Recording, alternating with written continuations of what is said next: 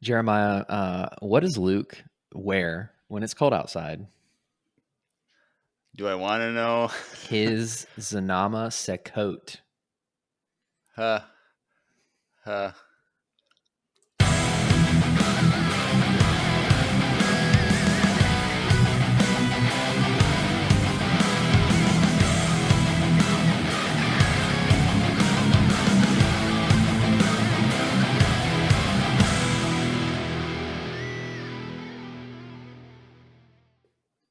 Hey everyone, welcome back to another EU-tastic episode of Empire Radio. I'm Jeremiah. I'm Andrew. And I'm Drew. And Drew's not here tonight. Daddy duty calls, and he might be joining us after the coffee break. He's going to miss the first however many books we do before that, and then join us. That's the plan. So right now we're doing what I like to call poor man's live stream, where we're in the Discord live streaming. He'll come back with the Twitch, and we'll go live on Twitch for the He'll second come half. back with the Twitch. Yep. And Makes him sound like he's not okay. So, yep. And then we got tons of voicemails tonight. Keep getting more and more. I had to take two of them and combine them into one long one because there's a total of 13. So now we have clickable 12. So for those of you at home that don't know, have you ever explained the soundboard before? Nope. So on my end, I have X amount of slots for sound files. So I have the intro, the coffee ad, the voicemail thing. And then I have just extra slots for voicemails. Well, now I have way too many voicemails the last 4 or 5 weeks, whatever it's been, 3 weeks. And I have to upload more as I'm deleting them when we're playing them after I play them. I remember I had to do that back when I used to run it. I had to do that once or twice. So I've been there. We did it for the 12 voicemails of Christmas episode. I got you. I think that might have been the only time we had, because the thing was back in the day, we were if we get 12 voicemails, we're just going to cancel what we're going to do that week and just do voicemails. That's right. And I kind of asked that. I brought that up tonight. I was like, do you just want to do voicemails tonight and do part 4 next week because Drew's not here tonight? That's okay.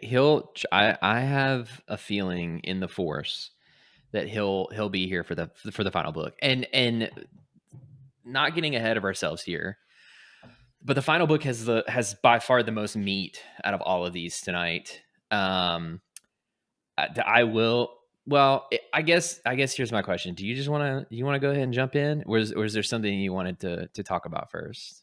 Not really. Just go check out our Tales of the Underworld trailer breakdown, because for some reason no one's listening to that, either on YouTube or on podcast audio only. It's weird. No one cares about that trailer apparently. So go check that out. Go check out our trailer reactions. It's a lot of fun, but that's all I got. Are people excited about that? I'm going to be real with you. I've not been online very much the last few days, so I genuinely don't know. I think people are upset that we didn't get Tales of the Sith.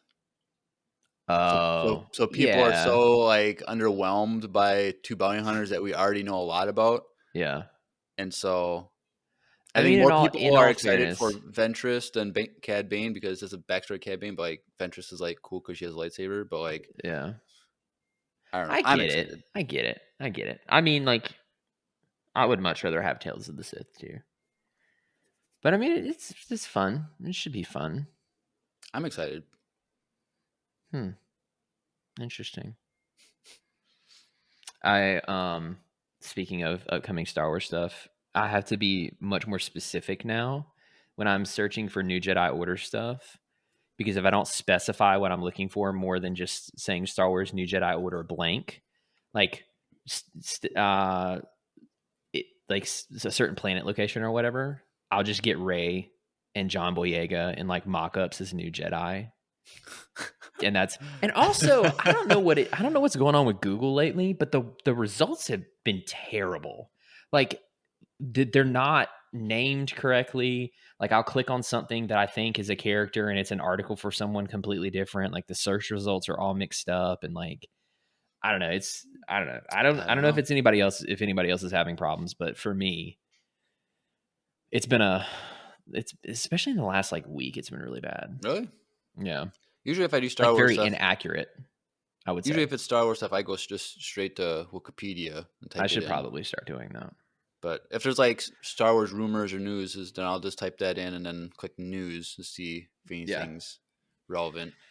Speaking of Kind which, of shout excited out. for the rumor for the supposed villain in the what's the Levy movie that they announced. Sean Levy. Yeah, I'm kind of Is excited that the for. one with Ryan Gosling? The rumor is that Ryan Gosling will be the lead, but the guy for the villain, I'm excited for. What is his name? Jesse Plemons. Okay, I have no idea who that You'd is. recognize him. He was in. Did you watch Breaking Bad? Yeah. He was like the bad. He was like one of the. He's like the redhead. You'd reckon you. He's been in a ton of stuff the last like 10 years. Jesse Plemons. I think he'd be a cool villain because he's always like a villainy kind of bad guy and Oh, stuff. yeah. I got you. Yeah. So the rumor is that he's getting offered the villain role in that movie.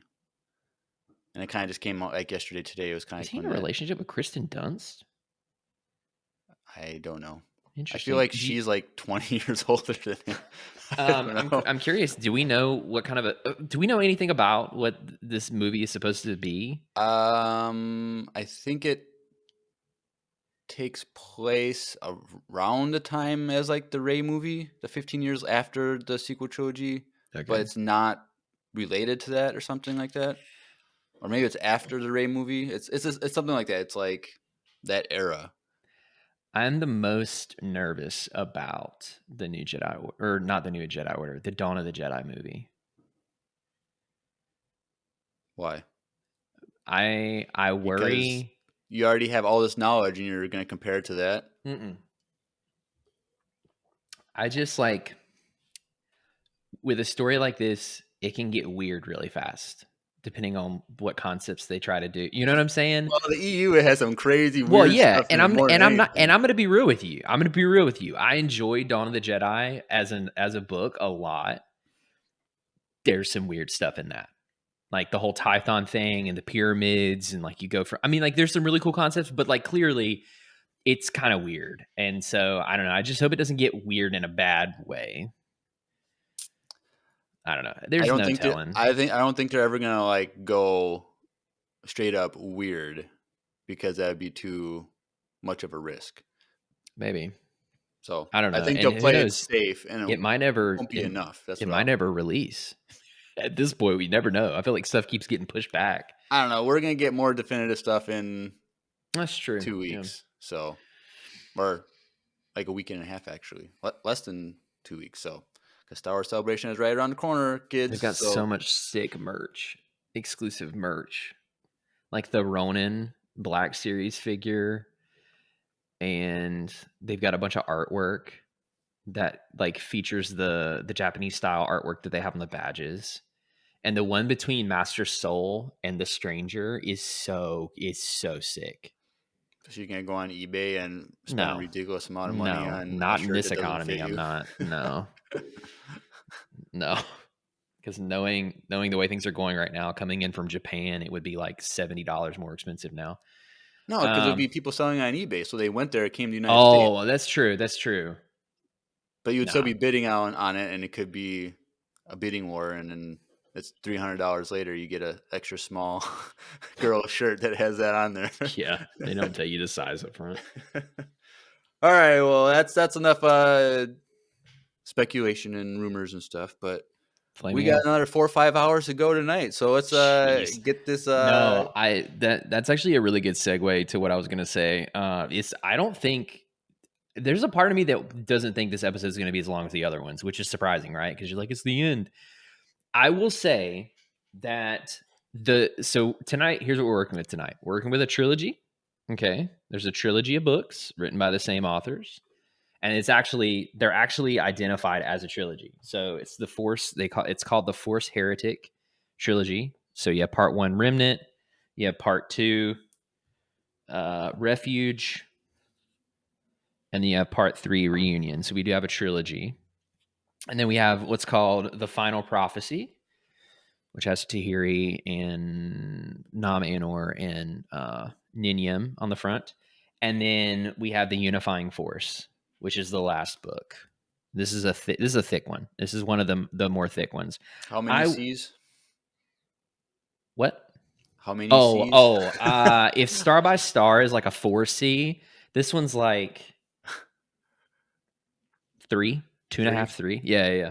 I actually went to Barnes and Noble today, and I just looked at Star Wars books, and I saw a whole section of EU books. I saw the black with the gold Yeah.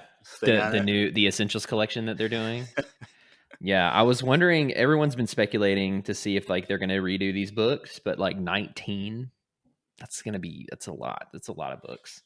I saw when I was prepping this episode. Actually, I saw someone had taken the Japanese covers that I used in the thumbnails and put them in the format of those Essentials Legends collection, and like used those as the covers. I was like, yo, that's pretty sick, because that Japanese artist did not get the props he deserved. But anyways, back to the books. The first 3 we're gonna we'll probably burn through those much faster.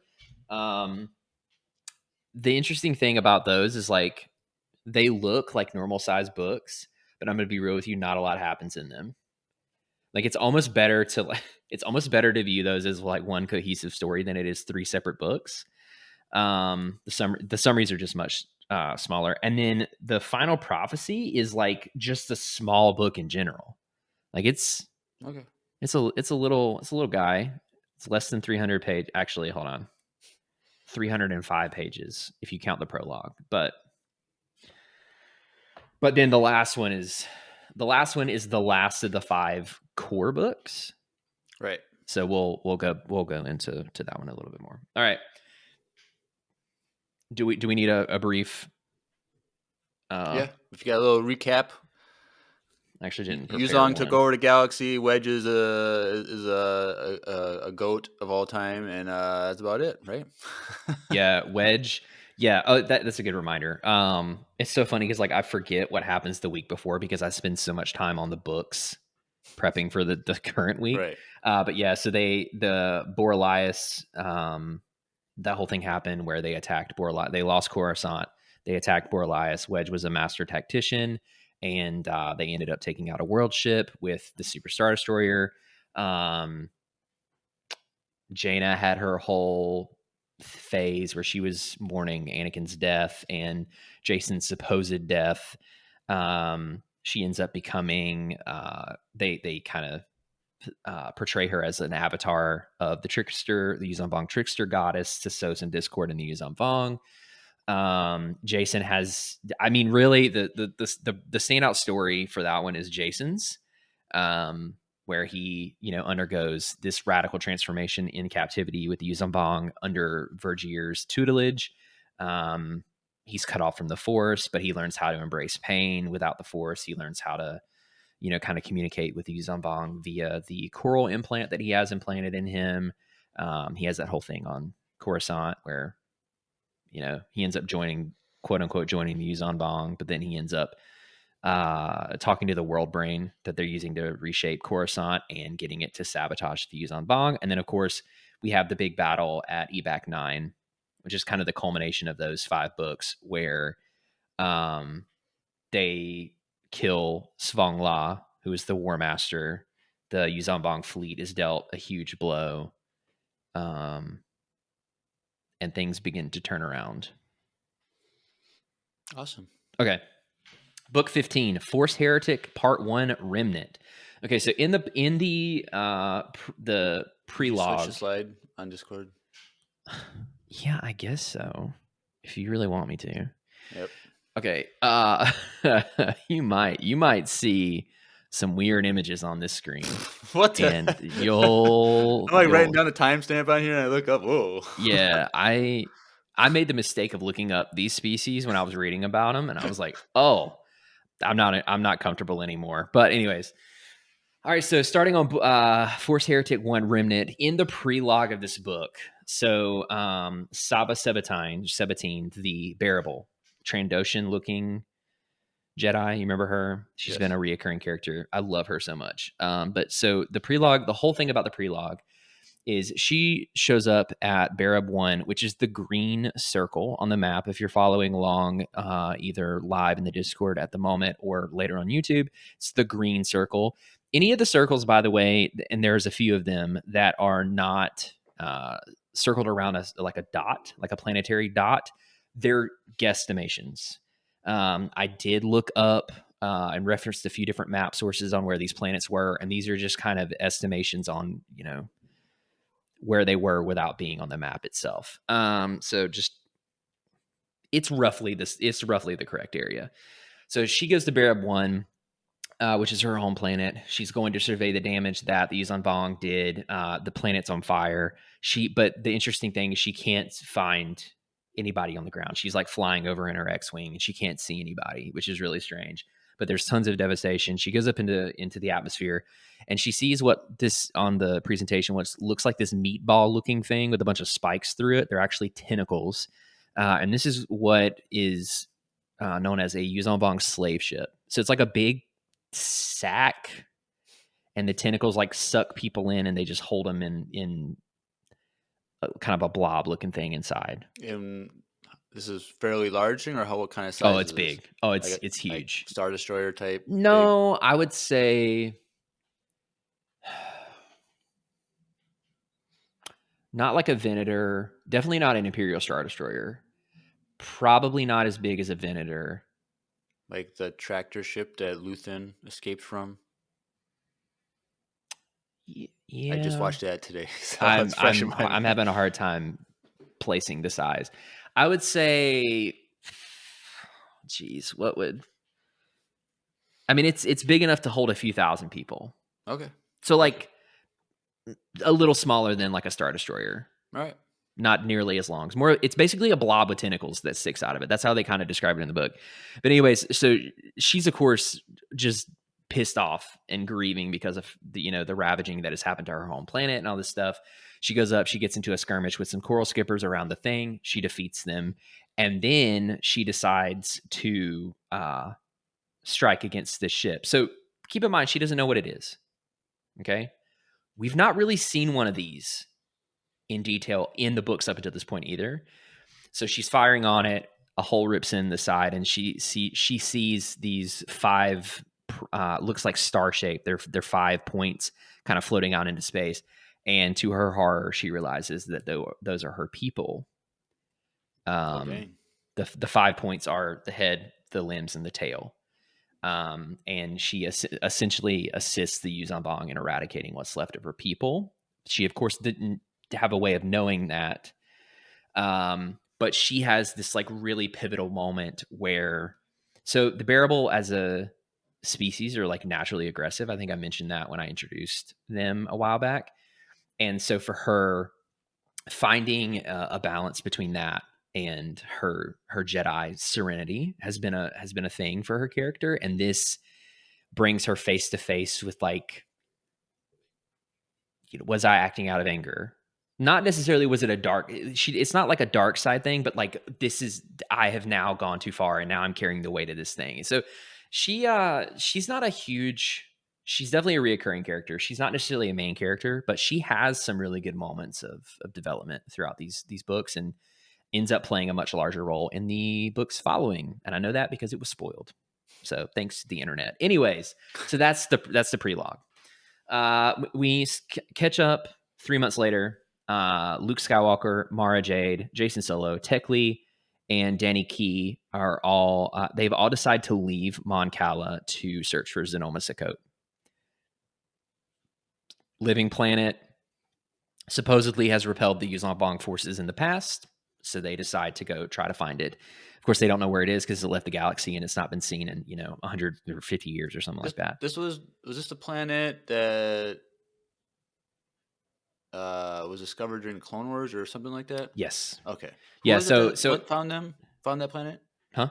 Who was the Jedis? The 2 Jedi that was it 2 Jedi or just one? So they didn't find. So Xenoma Sakot used to be an active part of the galaxy, right? And they were known for their shipbuilding. They have these biomechanical ships that are like a combination of modern technology, but they're also grown. There's a biological aspect to it. They were the best ships in the galaxy. People used to purchase them and stuff like that.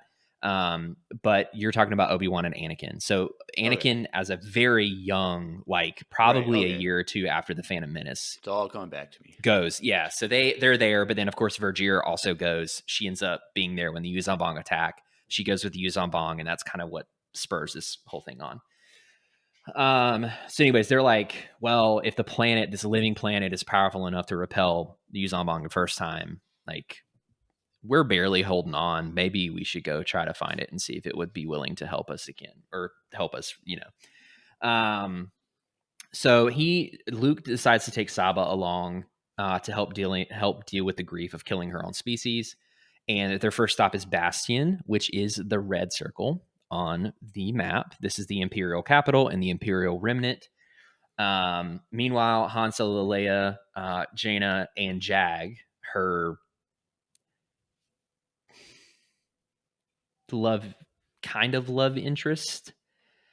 I'm gonna be real with you, as kind of a side plot for this. They really built them up, and then it kind of fizzles a little bit. Like it doesn't really go where I thought it was gonna go. But they're like a thing at this point. So, anyways, they're them and the rest of the Twin Sun Squadron, along with a small Galactic Alliance fleet, go on a mission to reestablish contacts and communication within the core, because a lot of planets have kind of gone dark in the midst of everything. And they start with Galantos, which is another red circle in the deep core on the map. This is an approximation. Home of the Thea, which, if you're also looking at the presentation, is the ones on the bottom left. They described them in the book, and I was like, yeah, I gotta look this up. And this is what I found. This is the Thea. Yeah. So Leia chooses Tahiri to come along with them as well. So Tahiri, we find out in this book, has been doing relatively well, but in this book, she starts having complications. So she blacks out in the beginning of this book. She calls to Jaina for help. And as Jaina's getting there, she basically says that the deceased Anakin Skywalker is trying to kill her, and she blacks out and goes into a little bit of a short coma type state. You said deceased Anakin Skywalker, or did you mean Solo? That's what I meant. Yep. Okay. Solo. Okay. Skywalkers and the Solos, I mean, they're all the same at this point, but yeah. Right. Sorry, Anakin Solo. So she blacks out, and Leia's like, well, maybe you should just come with us, and let's work it out together. There's an interesting dynamic where Leia like views Tahiri as like part of their family, but Tahiri has a really hard time grafting herself into the family and accepting that love from Leia, because, as we'll find out later, she's still very much unsuccessfully grieving the loss of Anakin, because she was in love with Anakin. So, anyways, we also begin to see that she has these nightmares where she is seemingly running from this reptilian creature. There's a lot of Yuuzhan Vong influence in the settings of the dreams, and she's running from this creature. That we kind of begin to figure out is might be a manifestation of her. It's a little weird. Not gonna lie, but we'll get to it. So on Yuuzhan Tar, formerly known as Coruscant, after his failure to the Yuuzhan Vong during the Battle of Ewbach 9, Nam Anor has gone into hiding in the underworld of the Yuuzhan Vong home planet in order to avoid being captured by the warriors of Supreme Overlord Shimra, the ones that were dispatched to kill him. Obviously, he failed, and Shimra is pissed. So he goes into hiding underneath the surface. Along the way, he comes across a shamed one named Vurak Ipan, who tells him about an enclave of rising shamed ones and workers who intend to establish a new religion that will look up to the Jedi as saviors. And Nam Anor is taken to the group. So this is now, it was once this kind of rumor heresy of the Jedi coming to save the shamed ones and restore their honor. And now we see it's becoming like a very much organized isn't the right word, but much more structured kind of underground movement in the Yuuzhan Vong society.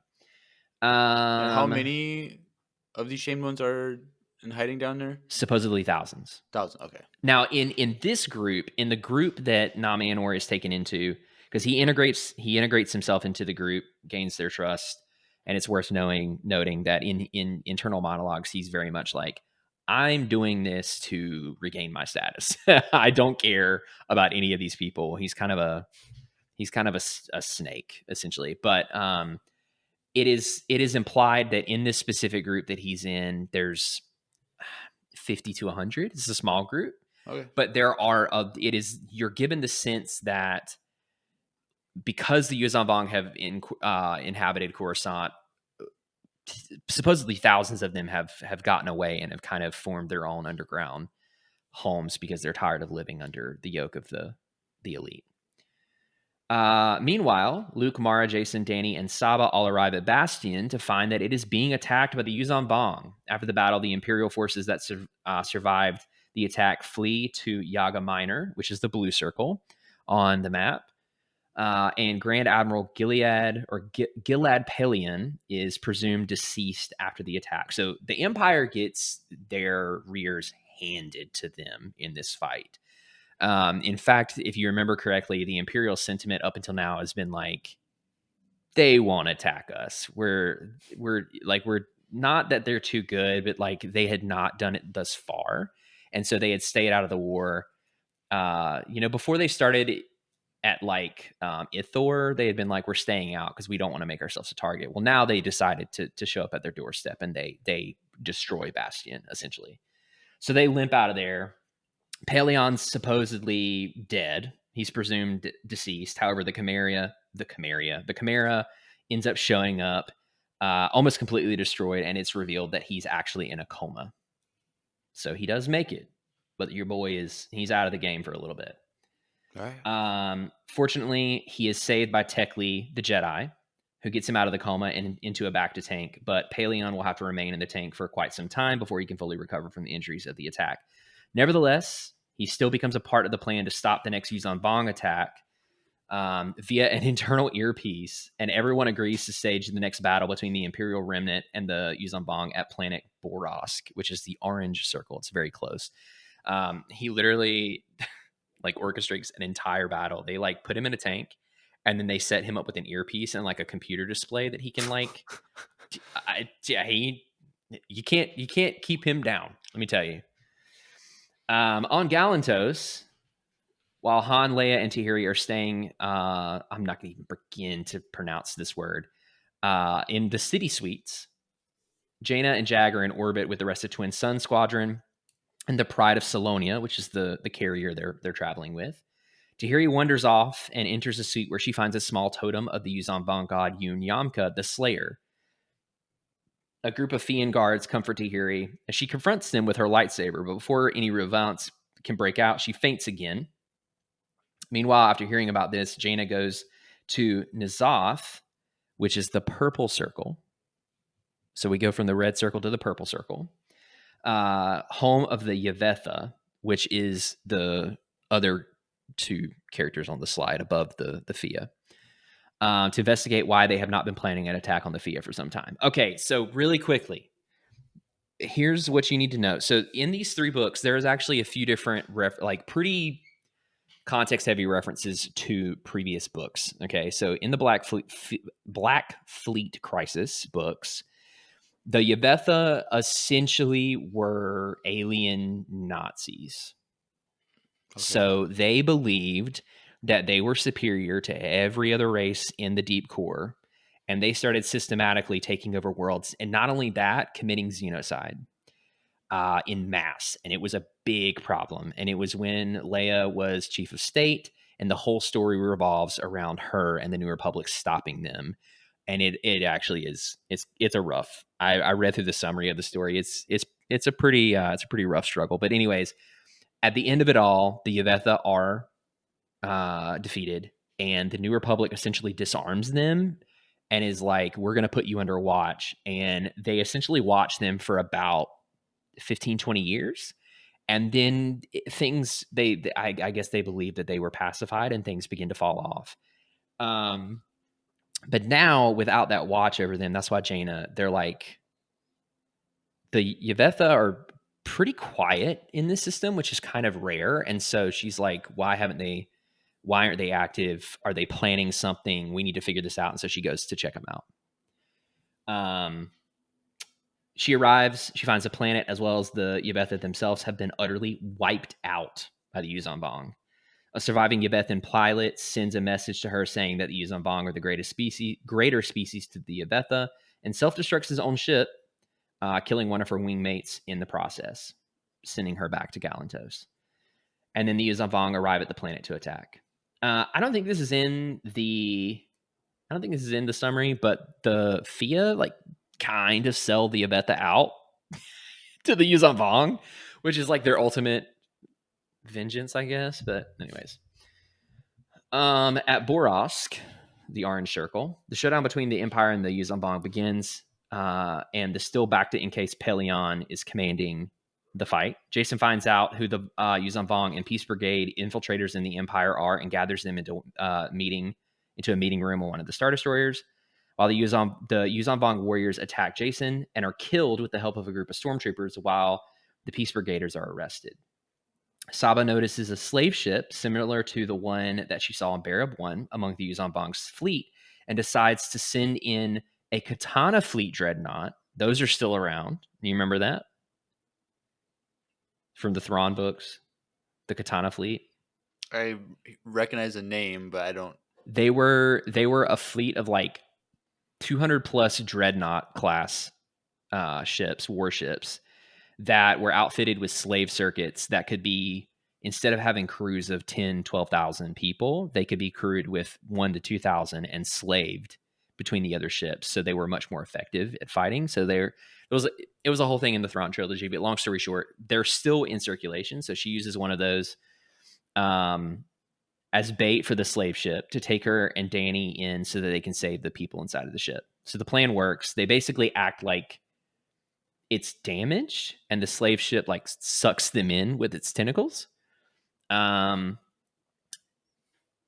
They poison the two Yuzon Vong stationed at the console of the slave ship. After a while, the poison works on the Yuzon Vong, and Saba cuts a hole in the slave ship that frees her, Danny, and the surviving captives, with the hardening Blorash jelly protecting them from the vacuum of space. The frigate Widowmaker, with Jason in command, saves Danny, Saba, and the slaves. So that's a big, nice win for the Republic there. Eventually, the Yuzon Vong attack at Galantos is repelled by the Galactic Alliance forces, and it is revealed that the Ren are now spies secretly observing Yuzon Vong operations after an agent is helped by Tahiri off Galantos. So you remember the Ren? You remember Droma? He was the guy that he flew with Han after Chewie's death. I remember they're space gypsies. I remember space gypsies. Yeah. Anyways, long story short, they're looked down upon by a lot of different species in the galaxy, but they have a super rich, super beautiful culture, and they blend in super well, which makes them really, really effective spies. So, anyways, there's now a network of Ren that are helping spy on the Yuzon Vong and supply information to the Galactic Alliance. And this Ren tells Tahiri, Han, Leia, that the next planet that has been out of communication with the Galactic Alliance is Bakura. Or Bakura. Depends on how you want to pronounce it. This isn't on the map. It will be in the next book, so don't worry about that. Back at Borosk, the Empire wins its showdown against the Yuzon Vong invasion force and repels them away from Imperial space. Pelion fully recovers from the Bacta tank and declares the Imperial remnant that they officially joined forces with the Galactic Alliance. At first, the Moff Council is obviously outraged, but after Pelion convinces them that it will help repel another future Vong invasion, they all agree. Moff Flinick, freaking weasel, this guy, still doesn't agree with the official truce to be declared, and pulls a blaster on Pelion to emphasize his point, but he's surrounded by... he's in a Bacta tank? No. He gets out. He gets out, but he's still like not full strength, and the guy like pulls a blaster on him, and then the stormtroopers are basically like, no, we're not doing that. And so he gets captured. pretty quickly. And so Paleon is like, okay, you can either go to jail for the rest of your life for treason, or if you agree to this alliance and support it, I'll just pardon you. So which option are you going to choose? And he begrudgingly agrees to support the alliance. However, and this is a very kind of chilling moment in the book. He very eloquently emphasizes to Flynnick that what happened during this will never be forgotten.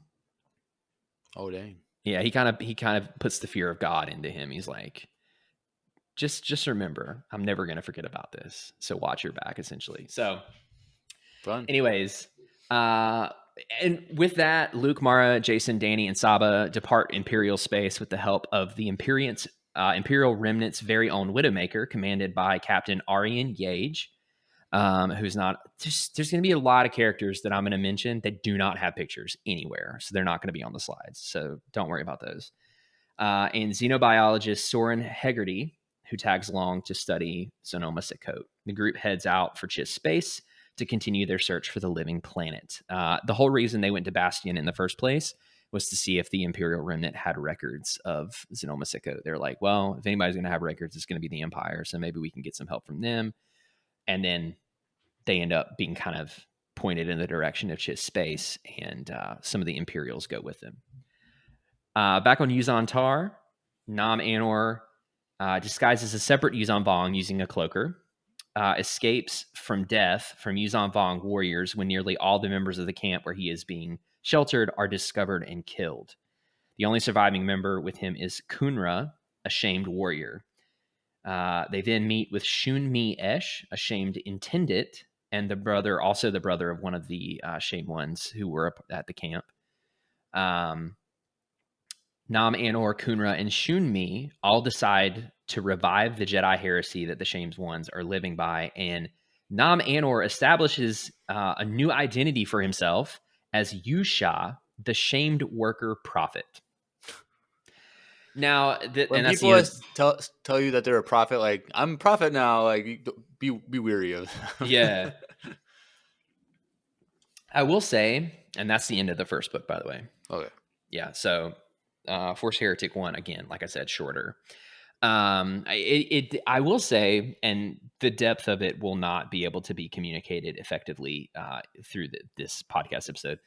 The Nam Anor, you hate him, but you also like really admire him because of the way, like because of how much of an opportunist he is.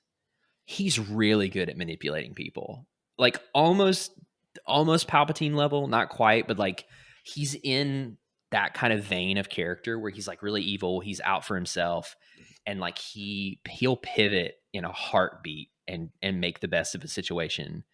But yeah, so he becomes a prophet, and this whole the whole dynamic of the underworld of Yuzan Tar and the Yuzan Vong race is very fascinating. Like there's a lot of really interesting parts in this. So he begins to be a prophet and kind of lead the group. And that's the end of the first book. Fun. Any questions? Did that make sense? Are you following? Yeah, it was just an empire focused conflict. So it's also worth noting that there's a few moments where Jason kind of gets to step up and be a leader in the book. They're not super pivotal moments for the story, but you get the sense that he's really becoming more confident in who he is and his role as like a Jedi and as a leader in this whole thing. So that's also cool. All right. Slide number 2. We're into book 16 for. Is that a T-Rex holding a Tommy gun? Yeah. Here's the thing. We'll get to that. We'll get there. Force Heretic 2 Refugee. All right. So if you notice, we've shifted into the unknown regions. And I personally found this to be very enjoyable because we've not spent a ton of time in the unknown regions up until this point. Right.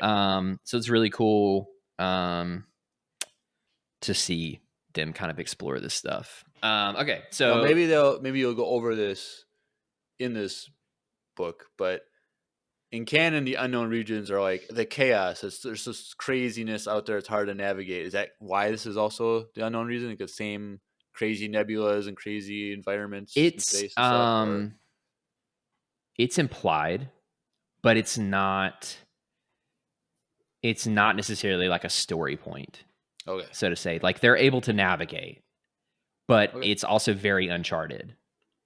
okay. Yeah. So like at this point, they have established contact with the Chiss. I think that's one of the big differences between the EU and canon is because Palpatine specifically had made contact with them through outbound flight, through Thrawn, and like they were aware of one another. They were aware of the location of Chila, but I would say as far as the rest of the unknown regions go, they're still very like hectic and unexplored. All right. Yeah. Fun fact. Well, I'll get to that in the next book. Don't let me forget. There's a StarWars.com reference to Xenoma Sekot on the website. Really Yeah. Yeah. So don't interesting. let me forget. But I found that when I was doing For these this book episodes that you for want the to go next back one. to? Okay, third book. Yeah.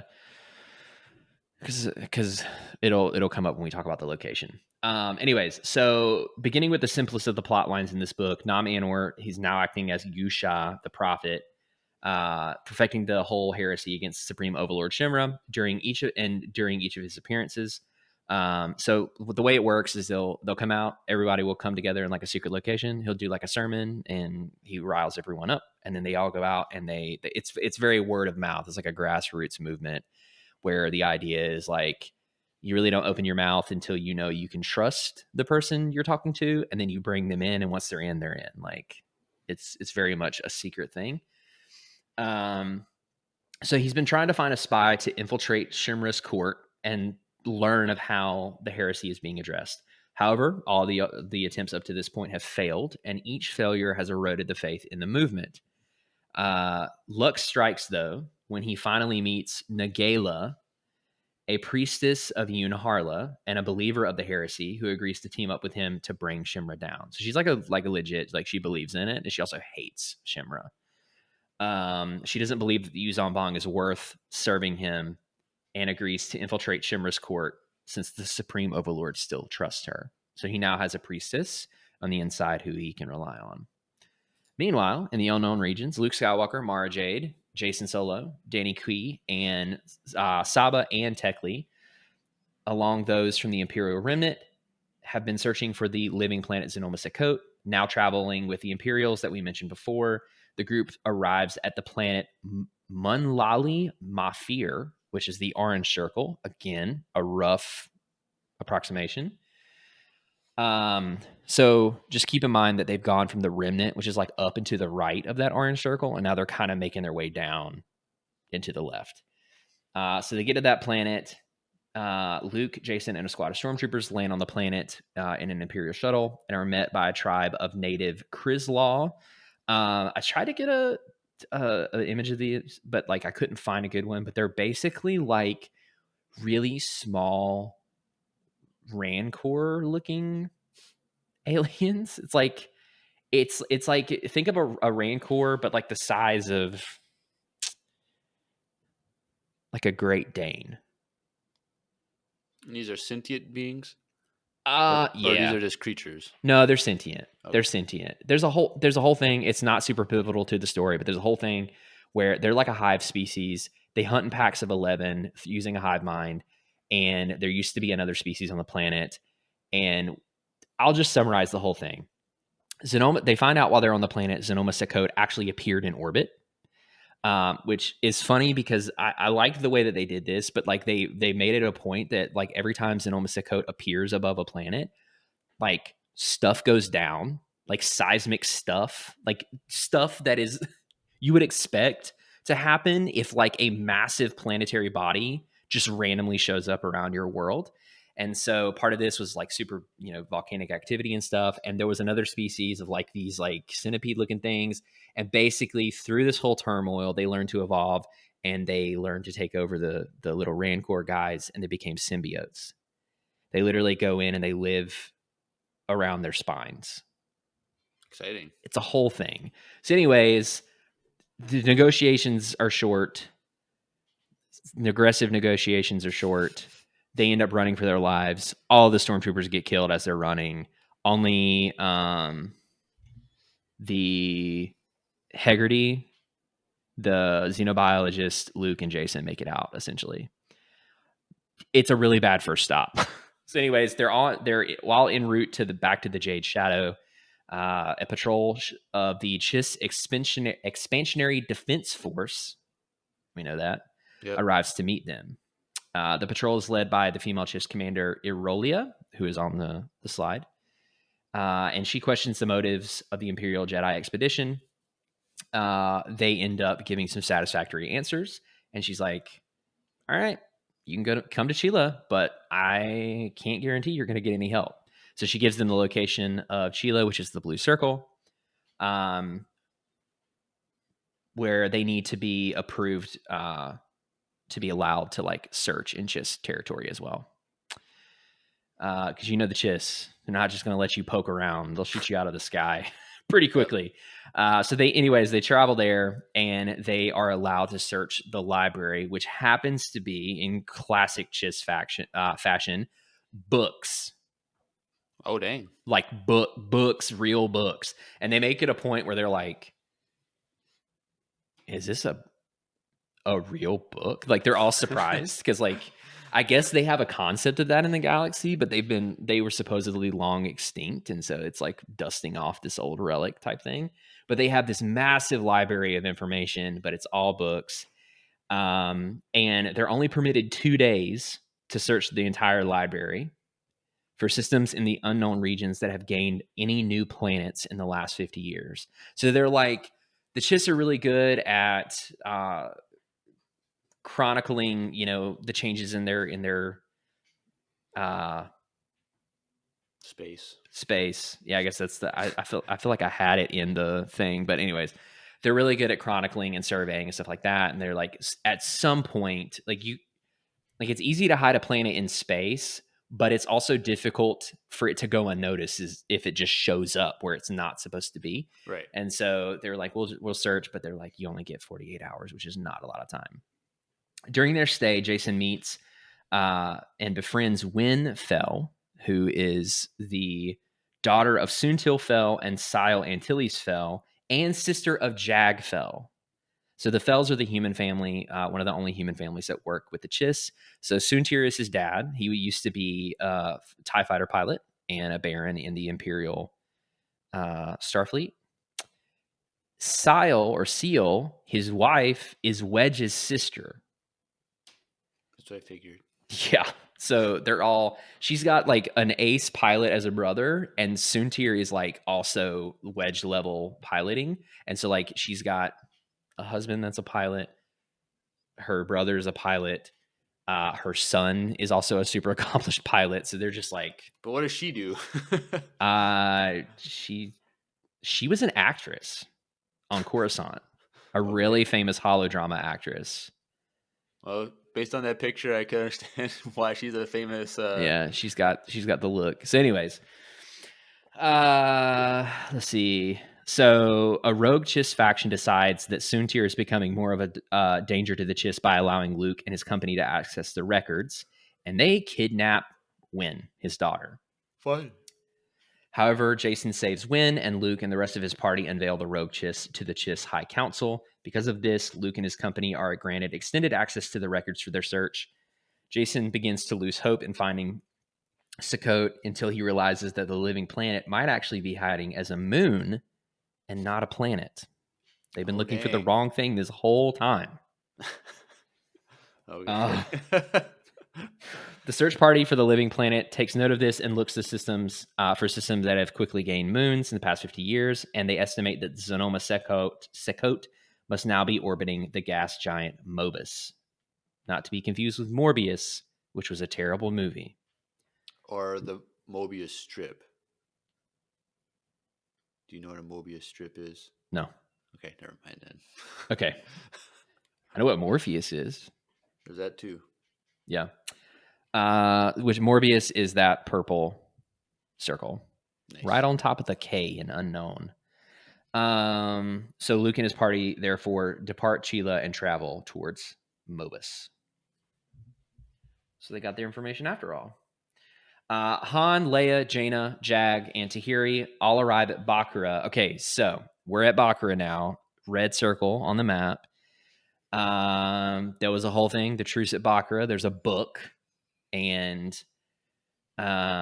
basically what you need to know is that the Pawek, which are the black and white dinosaurs, they're not black and white, but it's the black and white picture on the presentation, were once subjugated to the Shiruk, which are the color. This is the color picture on there. The dinosaur. They look extremely similar, except the Pawek were smaller and scrawnier, and the Shiruk believed that they were superior to basically everyone else. There's a lot of superiority complexes in Star Wars going on, and so they enslaved the Pawek, and the Shiruk also do this thing called entekment, which literally they take slaves and they drain them of their life essence and put it into like droids and starfighters, which sounds kind of cool until you realize that it's done against your will and you're trapped for eternity. Like you're immortal.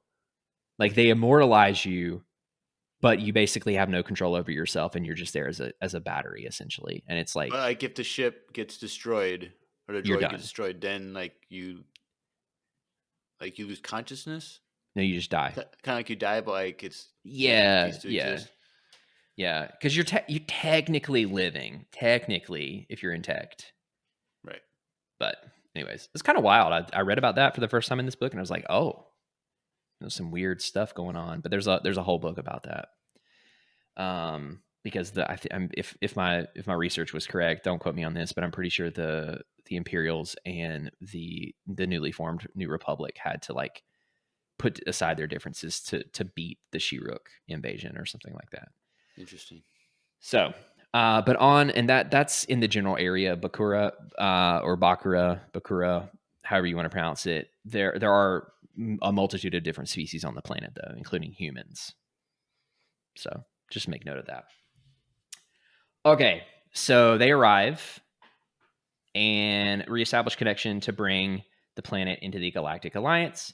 But Bakura is going through a monumental change at the moment. The Shiruk Imperium's former slaves, the Piwek, have decided to consecrate the planet with the permission of the Bakuran government, led by Prime Minister Moliere Kundertal. So why is the consecration important? Again, you have to kind of go into the Pwek religious systems, but basically they believe that if they die on a planet that's not consecrated, their souls they essentially don't pass on. And so because of that, they also don't travel. And so for them to consecrate it, it's a big deal. It's like you're, I don't know, they trust you essentially, like commerce and trade and stuff. It's a bunch of good benefits come with that, but basically they're consecrating it. So let's see. But Kundertal has recently been kidnapped. So Prime Minister's been kidnapped, and the blame is being directed to Malinza Thanos. He was. There's so much in the story that I want to skip over because it's like really deeply connected to other books, and they're like one-off references, and they're not super important. But Malinza Thanos is like a young adult. She was the influential daughter of two other characters who were friends with Luke, Han and Leia, in another book.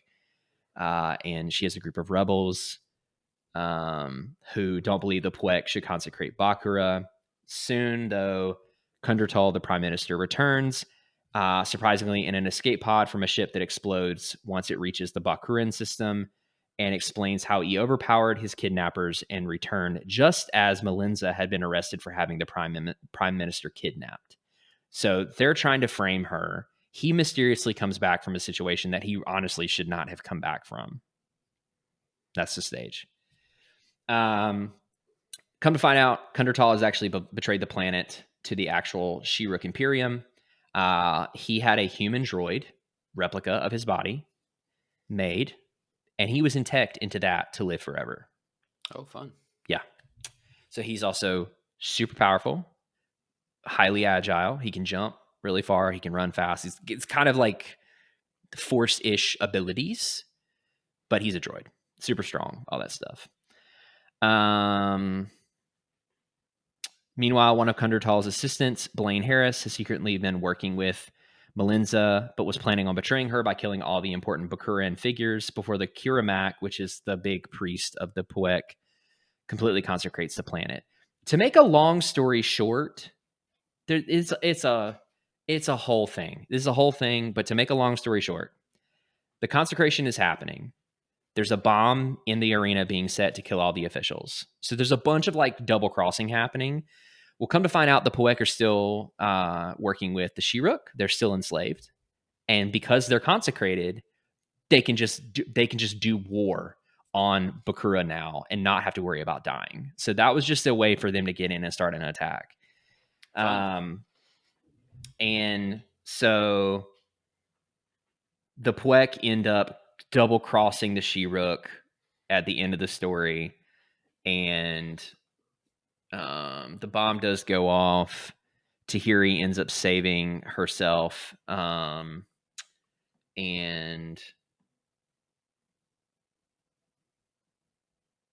let me see. I'm trying to see, because this is just, honestly, this was kind of, it was exciting, but it was just like, why are we here? Why are we doing this? I was kind of thinking the same thing. Yeah. Tahiri, she puts a force. She finds Tahiri meets a Rin, and they work to stop the plots happening. And let me see. Where did I put this in here? I know I put something in here about, because she ends up in a coma. Tahiri does.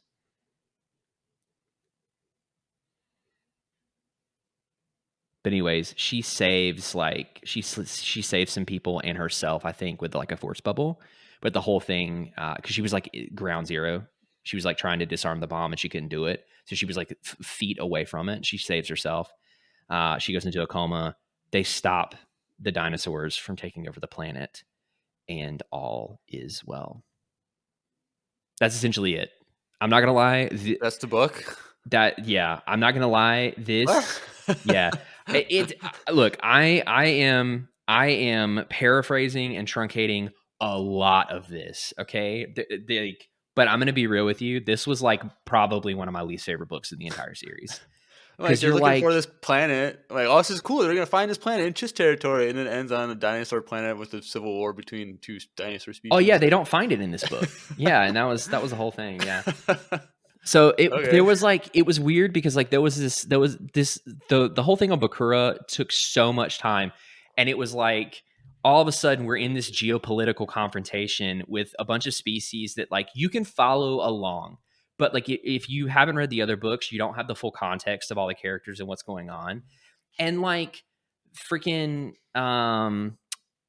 Jaina finds out that Kundertal was a robot at one point because she tries to fight him, and like she cuts off his arm, and like he's not bleeding the way a normal person would or reacts and all this stuff. And you come to find out that the Shiruk who put him in the body were actually Yuzonbong in disguise, and they end up killing him. It's like everyone's double crossing each other, and there's a bunch of political turmoil. And like honestly, the only thing that matters from this, the only two things that matter from this specific storyline, and come at me in the comments if you really want to, but this is my take. The only two things that matter are Tahiri's in a coma. That's going to be important. And the next location that Han, Leia, and all of them have to go is Onydax, which is not on the map, but we'll get there. Right. I don't know. I will say this is a good moment to kind of stop and say this trilogy does get a lot of heat. I don't know if I said that earlier, but like people kind of hate on this trilogy. Oh dang. A lot, actually. Like it's considered to be kind of a low point in the story. And I think part of that is because it drags on Like it takes them 3 books to find Zanoma Sakot, and like part of me is like, I love the stuff that Han and Leia and Jaina and all them are doing, and like Tahiri's story is important, but like really it could have just been Luke and Mara and them. But it's like you don't want to let go of the other main characters for 3 books and not feature them. So anyways, it was a whole thing. That this was definitely my least favorite of the books. I would say the one before it and this one were kind of dull. They're kind of slow, and then stuff starts to pick up in the next one. So anyways, long story short, the dinosaurs have a bunch of political stuff going on. There's a bunch of double crossing, and the only thing that matters is they meet a Ren.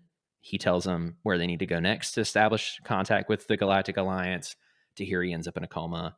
Luke, Mara, Jason, Danny, that whole group, they're leaving Chila with the Imperials, and they're going to find Zanoma Sakot. All right. Cool. Let me see, just to make sure.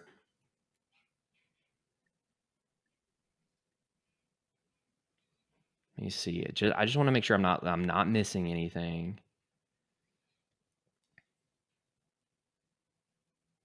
Yeah, we're gonna get more into this in the next book, but I guess it is worth noting that we do learn that the reason Tahiri has been blacking out is because her Yuuzhan Vong personality, Rena Quaid, it's Kwaad. Anyways, you remember she was shaped on Yavin 4 back in the day? Yep. She was given this other personality. They were trying to overwrite her own, Rena. Come to find out, Rena has started kind of reemerging and has been trying to kind of take control of Tahiri because of the grief of Anakin's death. She's not been handling it very well, and it's caused a lot of internal turmoil. Rena's kind of coming back to the surface, and that's why like she finds the pendant in the room of the Yuuzhan Vong god, and she blacks out and like all this stuff. And so that's where these visions that she's having of her running from this thing that's like kind of vague, but she just knows that it's trying to consume her or whatever. That's where this is all heading. So it's important. Her coma is important. We'll find out why it's important in a second. All right, cool. I apologize to everyone if this is hard to follow. I promise it picks back up and it gets easier to follow in a second. These stories are real. These ones in particular are like really scattered too. So, anyways, boop. All right, we're moving on to Force Heretic 3 Reunion. It's not Groot. There's basically no new characters and only 3 like settings in this, and so I just decided to make this slide a little bit more simple.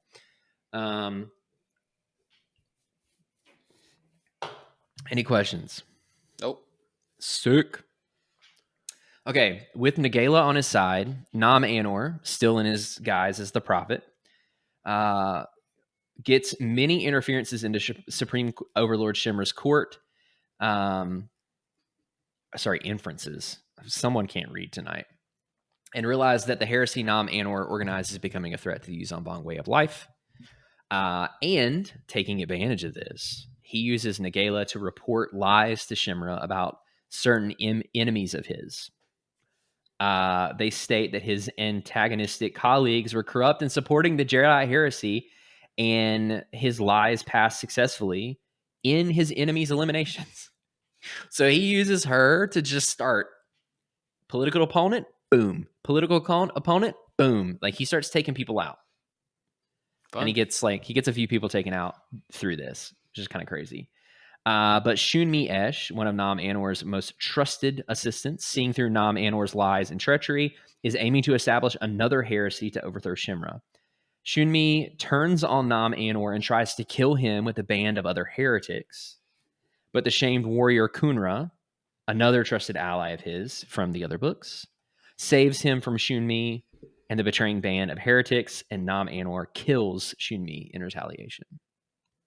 Awesome. So it's worth noting here that this heresy is forming, and he's trying to orchestrate all this stuff. And these are the first few moments where you see things kind of beginning to crack. Like the heretics. I guess they are viewed as heretic by the Yuzambong, but the Shame ones are like, we're gonna rise up and we're gonna get our honor back and we're gonna do all this. And all of a sudden they're realizing we're not seeing the results that we were hoping for. So like Na Manor is putting all of his efforts into like his own political reestablishment, not doing a lot for the shamed ones. And so things are beginning to crack because they're like, okay, where's all this that you're promising us? When are we going to regain our, and so he's like stringing them along and telling them lies this whole time. And then of course, that's why Shunmi is like, yeah, I don't think he knows what he's talking about. So we're just going to get rid of him really fast. And then that ends badly for him. So meanwhile, on Onadax, Onadax, I'm going to be real with you, is not on here because I couldn't get everything in the map. But Onadax is straight down from the core. It's like if you're looking at the presentation right now, kind of southwest, straight down from the core, very far down in like the outer rim of the galaxy, down at the bottom edge. It's kind of over there in the, don't quote me on this, but I think in the Dagobah area. But anyways, it's like way out there. It's not on the map because they're only there for a very short amount of time. So they go there. They try to make contact with the Rin network. The Rin from the previous book is like, go there. Someone's going to connect with you. Just wait it out, and we'll tell you what you need to do. But it doesn't go very well. Han ends up in a bar, and he's like taken to this mysterious bar owner in the back room, and like the guy is just talking to him through speakers in the room, and Han is like, I swear we've met before. Where have I met you? Like the voice is distorted, but the cadence, I guess, is enough where Han's like, we've met somewhere. But the guy skirts around all the questions. Long story short, it doesn't go very well. They end up having to run from like a mob in the city that was spurred by something else or whatever. And then they realize in the hustle and bustle that it's Droma. That was the voice. It was Droma. He was there in the bar and tells them that the Yuzambong are attacking planets in the Outer Rim to stop contacts between Ma and Kala and the unknown regions. Why? Because they are trying to cut the Chiss off, and I think they're beginning to try to overextend themselves, I'll say. Because I can't remember if they know. Do they know that Luke Skywalker was on the mission to find Sonoma Sicote? I don't think so. All that matters is they were trying to cut off the communications.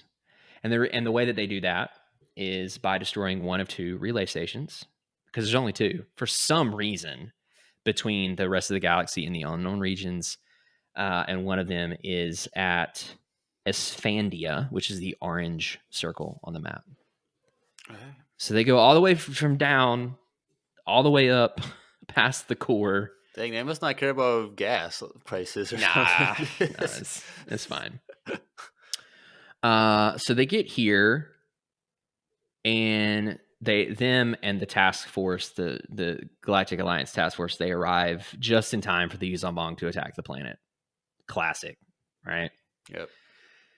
But the Galactic Alliance forces are backed up by the Imperial Remnant. So while they're in space doing the whole battle thing, Han, Leia, Droma, and C-3PO go down to the planet to find the long-range communication base. So this base is basically like it was described as like, think of like a smaller oil rig on AT-AT legs. It's like mobile, like it can walk around. So the reason they have that, so there are relay points all over the planet, or the planetary body, because it's not big enough to be a planet, but there are these relay points. It's just one big like communications relay. So the thing has to walk from relay point to relay point to do maintenance and stuff like that. The reason for that, you're like, why would they do that? Why can't they just walk or do speeders? Here's the kicker. Esphandia's atmosphere is essentially liquid. It's very strange. Fun. I forget, it's full of these two elements, but it's essentially, it's so thick. We're talking at least 10 or 11 Cs. Oh, dang. Yeah, it's so thick that it's essentially like a liquid atmosphere. And so you can't just like, a human can't just like, or like a normal air breathing being can't just be like walking around on the surface without a suit. So they have the communication space on legs. They go around like that. They do have like speeders and stuff that can traverse that, but you have to be suited up. And obviously the core group here is not prepared for this. Right. So they go down. So in the process of combing the surface, which is extremely difficult to see under, they realize that they're passing through these like strange looking flower things. We'll come to find out they're murdering people. There are these things called, and I quote, it's BRRB RLPP. Burprolip. But they're called cold ones by everyone else. And they're super primitive. They're sentient, but they're primitive, almost like amoeba looking things that look like flowers almost. All right. Cool.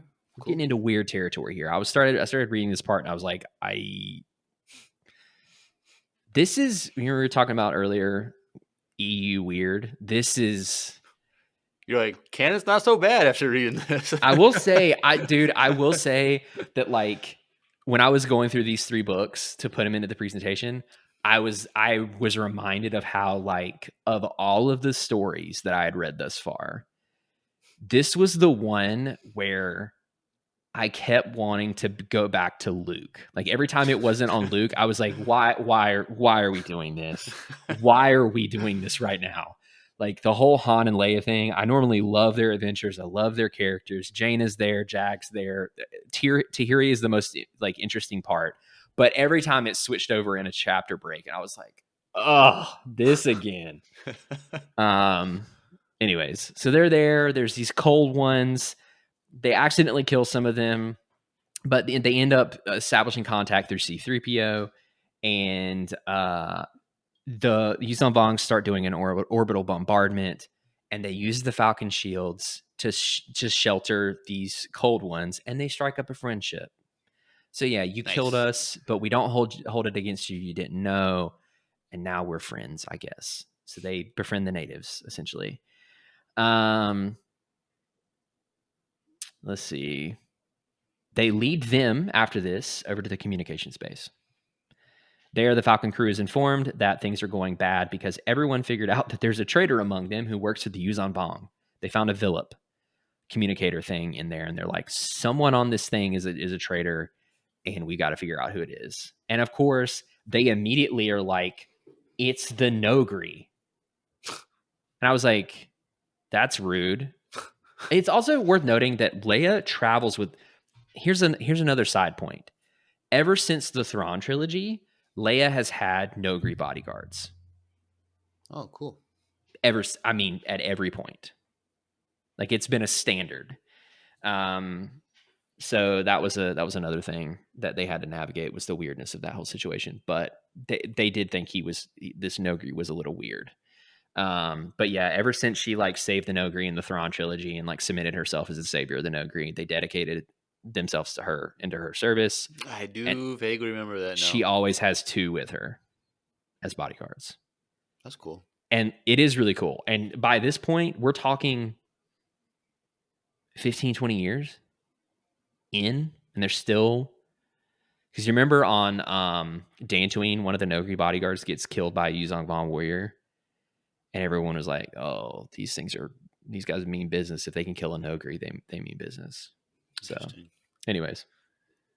Meanwhile, Tahiri, still in her coma. Okay, so this is where we get back to Tahiri's coma. This is why it's important. She's in her coma, and she is essentially... This scene comes to fruition. The thing chasing her ends up catching up. She realizes it's Rena.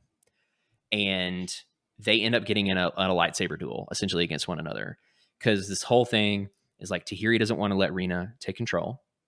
Rena doesn't want to let Tahiri stay in control because they're two separate personalities, and they want to be the main one, essentially.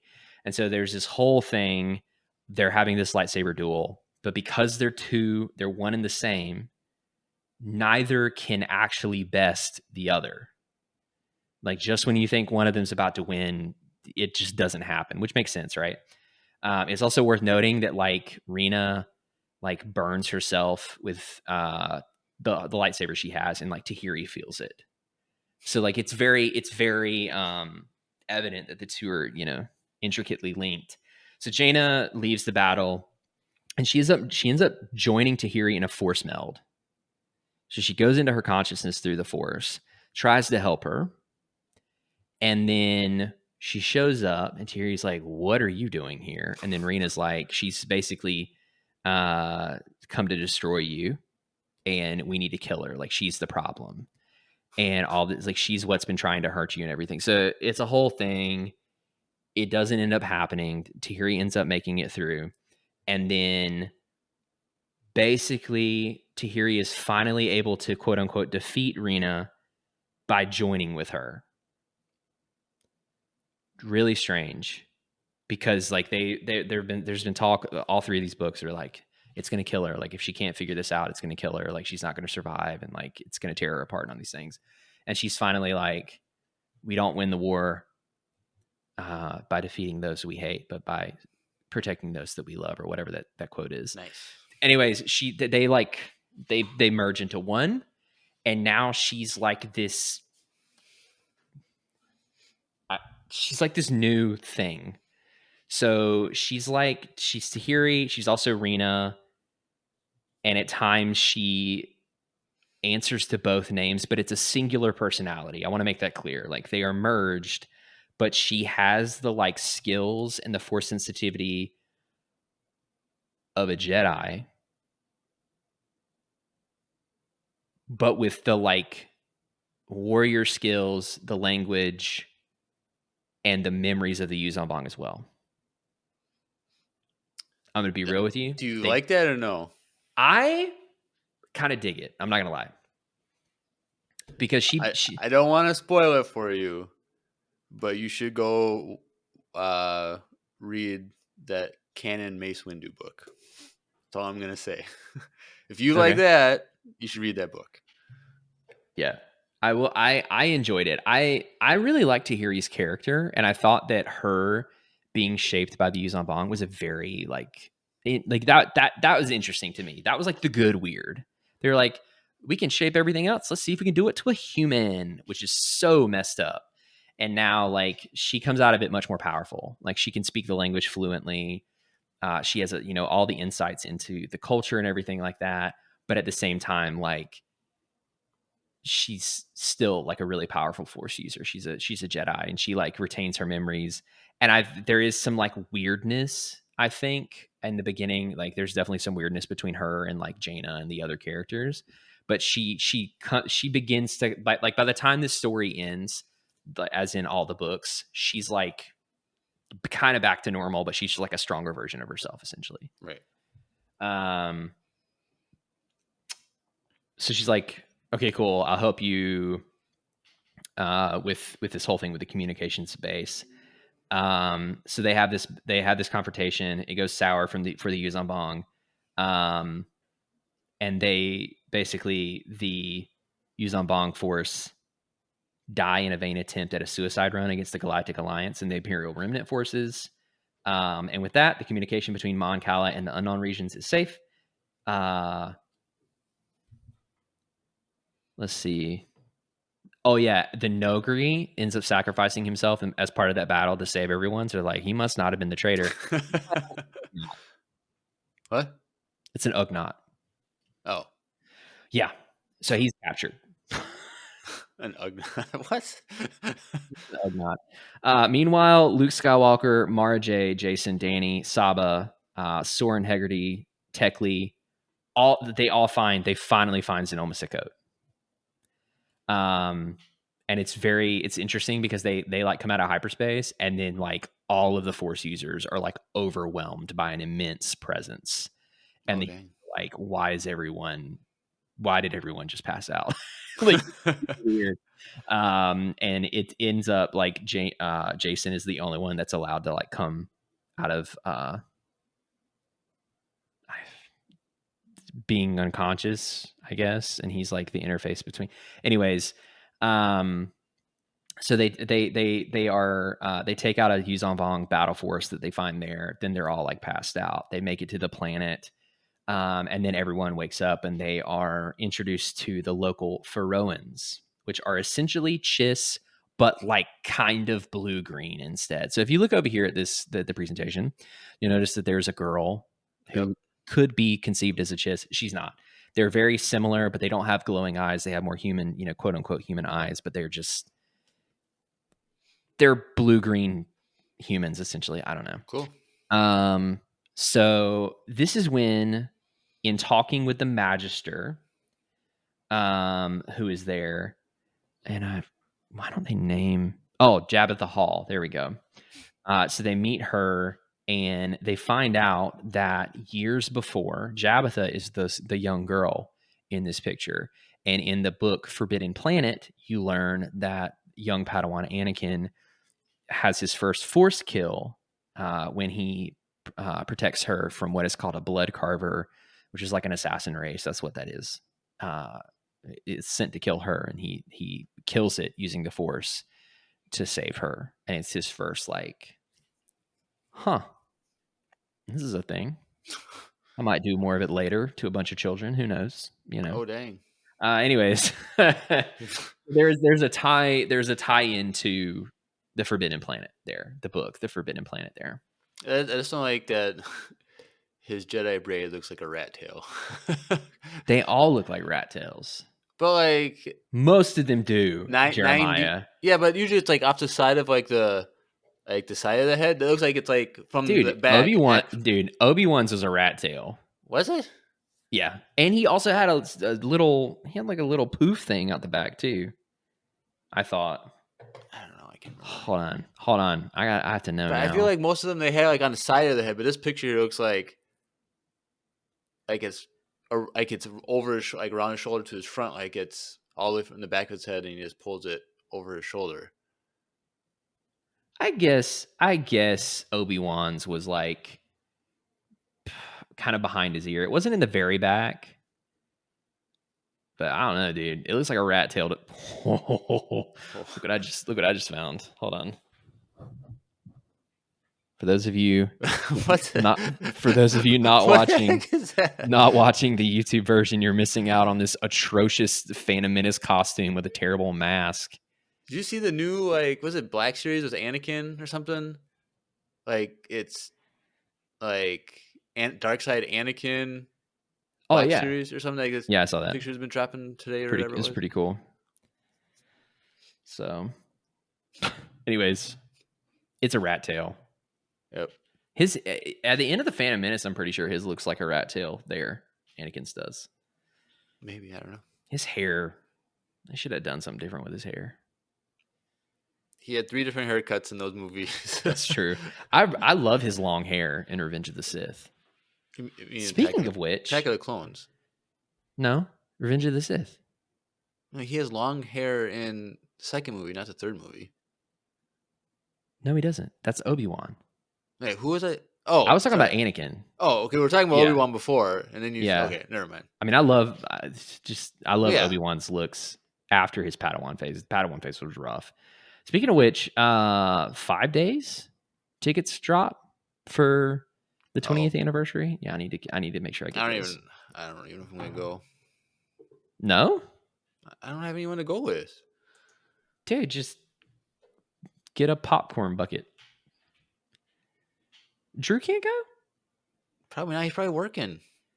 Tell him to get off. He works at night. If he's going to take off, he should take off for celebration weekend so we can actually do some episodes. I don't know if we're going to be able to do anything.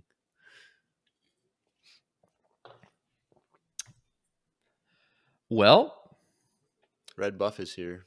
No, what's up, Red Buff? Okay, so they find out that Anakin was a thing way back in the day. She knew him. The Magister knew him. Um,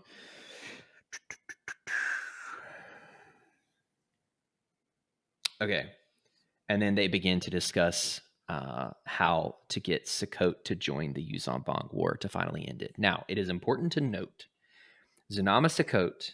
Zunama is the planet. Sukkot is the sentient part. Okay. Yeah, we learned that uh, upon what is Red Buff talking He about? just said, I saw the Minecraft movie. It was really, really bad. Frowny face. It's funny because like it's also been setting records. Like everyone was like, it's doing way better than we thought it would. But I also thought it was going to be bad. I So don't know. I saw a meme today. It was like, in the 1920s, we took kids out of the mines, and in 2020, oh 20s, no, kids are playing Minecraft. It's like it's part of the core of their being is to be part of the mines. jeez. Um, yeah. So, anyways, Sukkot is the consciousness. Zanama is the planet. Interesting. It was like they got there and they were like, actually, it was like one of those moments. So, anyways, Did someone push their glasses back and yeah, like, yeah, well, basically, actually, um, so yeah, one night the group is attacked, so they settle in. So here's the thing about Zanoma Sukkot. If you look on the presentation here, you'll notice that there's these polar caps that are cold, and then there's this like really green forested area, and then around the equator, it's much more brown. Around the equator was where it becomes very cavernous and desert like. And then, of course, the rest of the planet is like these super lush, vibrant rainforests. And like everything is alive. Like the trees have conscious, like it's just like this super like force consciousness world, essentially.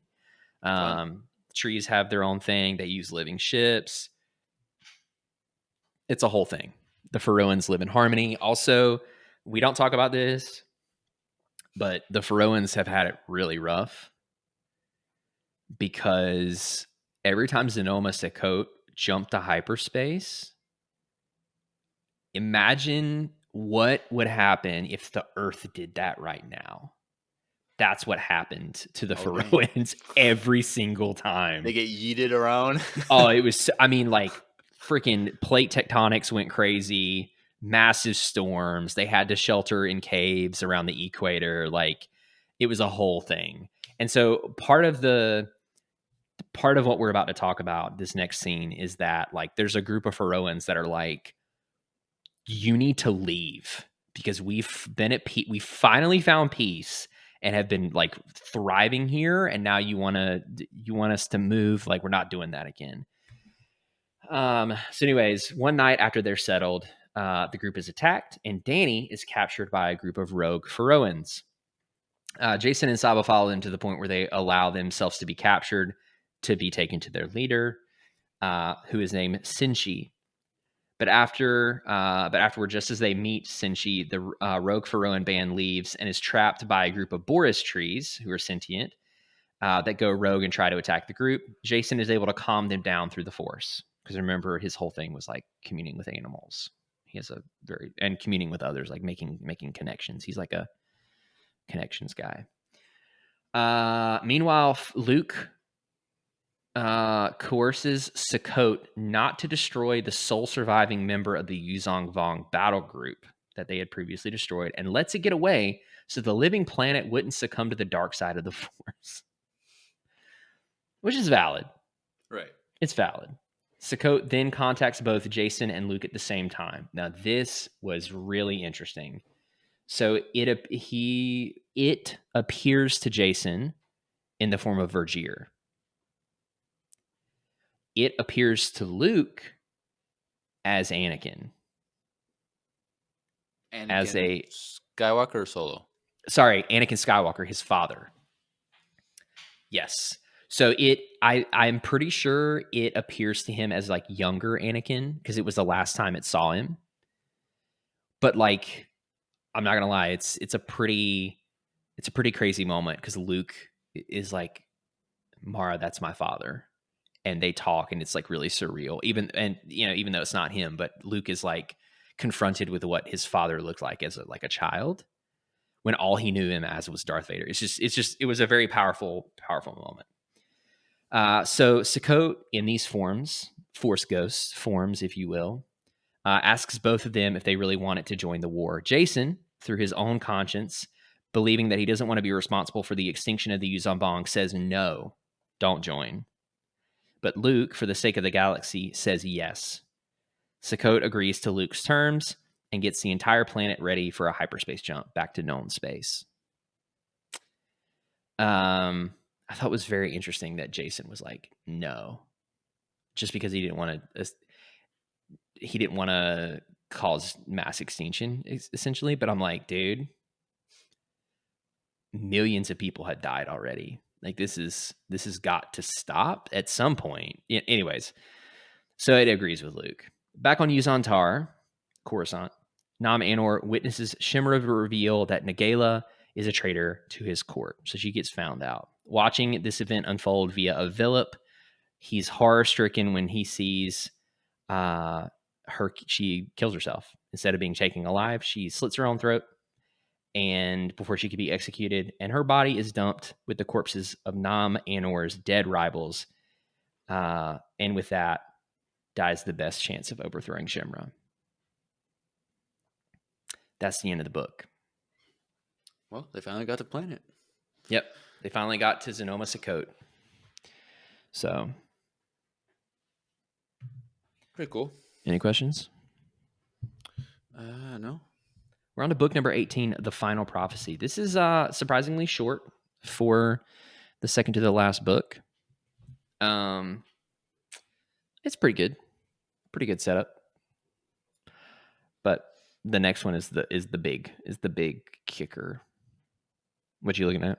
I'm just looking at, because you reused that Nenyem pick. I recognize that guy. Yeah. Her, sorry. Nenyem, yeah, I know it's hard to tell, but she's a female Yuuzhan Vong, and then Nam Anor and Harar, the priest. The only reason I put them on here is because there's no new characters, and it's always good to kind of get a refresher on the Yuuzhan Vong because it's easy to forget what they look like. Right.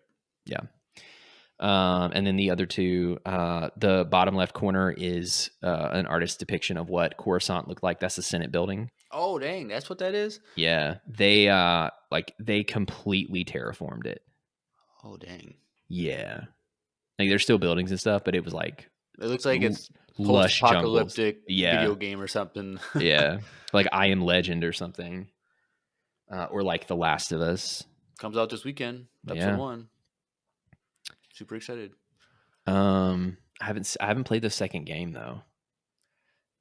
It's that game. I've said before on the podcast. It's the darkest, most grotesque story I've ever read / watch / play. Like, it's really super dark, and the second game is so long that they're taking 2 seasons to cover the events of that second game. Oh, dang. Yeah, it's.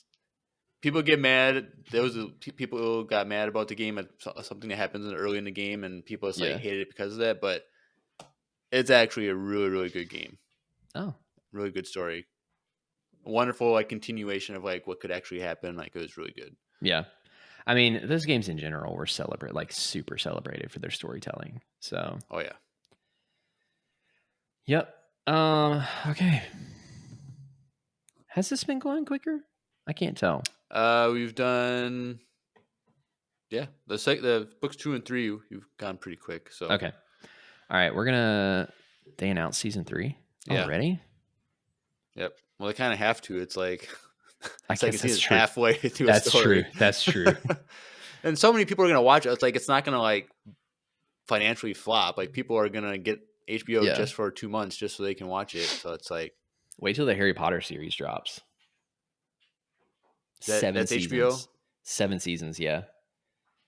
Every season is going to be a year. I'm so freaking ready for that. Yeah. Yeah. Anyways. All right. So now we're on to The Final Prophecy. book Bum 18. bum bum. That's when Drew would push his Yes, buttons. when Drew would say that. This is a pretty short one. So there is a subplot. The main subplot outside of the main plot is that of Operation Trinity. All right, we're gonna go over this really quickly. We're gonna get it out of the way up front. So the Galactic Federation of Free Alliances, in an effort to cut off Coruscant from the major systems in the inner and mid rims, launches 3 major attacks.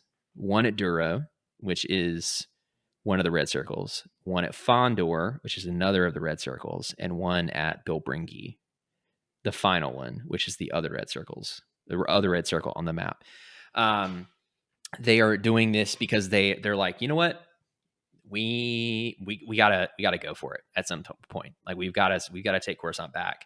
And with the defeat at Ebac 9, they're like, maybe we finally have a chance to do this because the War Master's gone, a mass portion of their fleet is gone. Let's see if we can do this.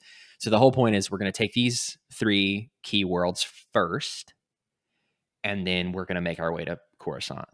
We're going to cut their supplies off. So the whole thing behind Operation Trinity is that Wedge and what is it, task Alpha Fleet?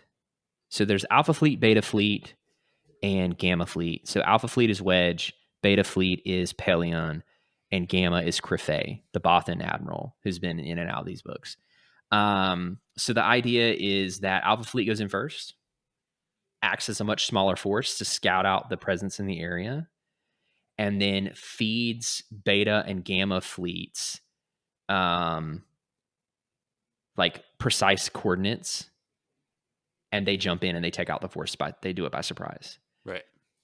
Plot twist, the Yuuzhan Vong have a new weapon that they happen to employ that takes down the HoloNet. Man. Most of the galaxy HoloNet. Like I'm not talking like a regional part. Like they have weapons that they disperse and they take out the relays. And like all of a sudden, Wedge jumps in. He's like, all right, here's your coordinates. And no one is able to come to his aid. But he doesn't know that, or is he sending like he thinks he knows, or does he know when he tries to send it they don't come? He knows. Okay. He's like one of his communications guys, like someone push restart on the modem, please. yeah, unplug, replug. And it's worth noting that as part of the operation, Pelion and Crefay were instructed, if you don't hear from me, don't jump in. Like assume that I've lost. Like we're not going to lose the entire fleet because I have been destroyed. You know what I'm saying? Right. So it's like, not only can he not get communications out, they're not going to come to his aid. And so there's a whole sub thing where they like have to send communications by like courier and line of sight. And it's the whole thing. Long story short. So that they turn the HoloNet off when Alpha Squadrons like right before arrive. they employ the weapon right before, and so they jump in and they realize the HoloNet is gone. Oh, okay. So it wasn't like a retaliatory thing. They already were doing it. Yeah, okay. they employ that. I'm pretty. Don't quote me on that, but I'm pretty sure because it was like a galaxy wide thing. Like it wasn't just the area they were in; it was like everything. Right. Is gone. So his fleet was trapped, system full of hostiles, and the formation takes really heavy losses. Many of his ships were destroyed in the battle, most notably the interdictor cruiser Memory of Ithor, commanded by General Pash Kraken. He did inflict heavy casualties used to the Yuuzhan Vong forces, destroying the interdictors and several other vessels that they had. His fleet narrowly escapes being completely obliterated by the Yuuzhan Vong. He basically makes it look like the Mon Mothma, his Star Destroyer, like the reactor is going to go critical, and the Yuuzhan Vong run away, and it buys them enough time to get far enough away to like jump out, essentially. It's also worth noting that there is a cloaked Golan 2 space defense platform. Okay. And if you're like, what is a space defense platform? If you look at the top left corner of the presentation, that's what it looks like. It's like a mini version of Cloud City, kind of, with guns all over it. It's like a mobile battle station. And so there's this whole subplot where like it's there, and they're looking for it, and come to find out it's cloaked, and Jaina ends up finding it. Even though it's cloaked, she stumbles upon it, but there's pirates on it, and they like take her captive, and they're gonna jump away because they don't want to be a part of the battle anymore. Like they use the parts from her X-wing to finally put the last pieces into place, and they're like, we're leaving because we're saving ourselves. And then Han finds it, and he's like, no, you're not. And so they take command of it, and they bring it into the battle and help win the battle, essentially. So then most everyone lives to see another day. Fun. That's the subplot. So there's a battle. Back to the more important stuff. On Yuzan-Tar, Nam Anor's underground Jedi heresy cult. That's a band name. Underground Jedi heresy cult. Is steadily losing faith in him as Yusha, the prophet, because of his failed attempts to bring Supreme Overlord Shimra down. However, he remembers from his late agent Nagala that Shimra greatly fears an alleged living planet known as Zenoma Sakot. So, going back to the one ship that got away, you remember? Luke was like, don't destroy it, Sakot. You're going to fall to the dark side. Right. Let it go. So that one ship gets back to Yuzan-Tar, and you do learn that this commander is like, there's a living planet out there, and it fights really well. Like it was repelling the Yuzan-Bong force when they got there, and he tells Shimra this, and Shimra's like, yeah, that's not going to be a thing. And not only that, because I don't want this to get out, he kills him. He's like, thanks for bringing this back, but I'm not going to even believe it's a thing. So, and you're going to die because we don't want the word to spread. Oh, dang. So Nam Anor learns kind of through his unfortunately killed agent there that Shimra is actually really afraid of this planet because it's a threat to his rule.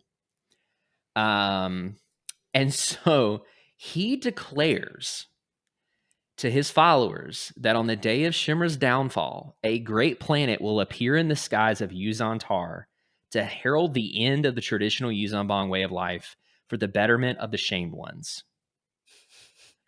Now, I just want to make clear what is happening here, all right?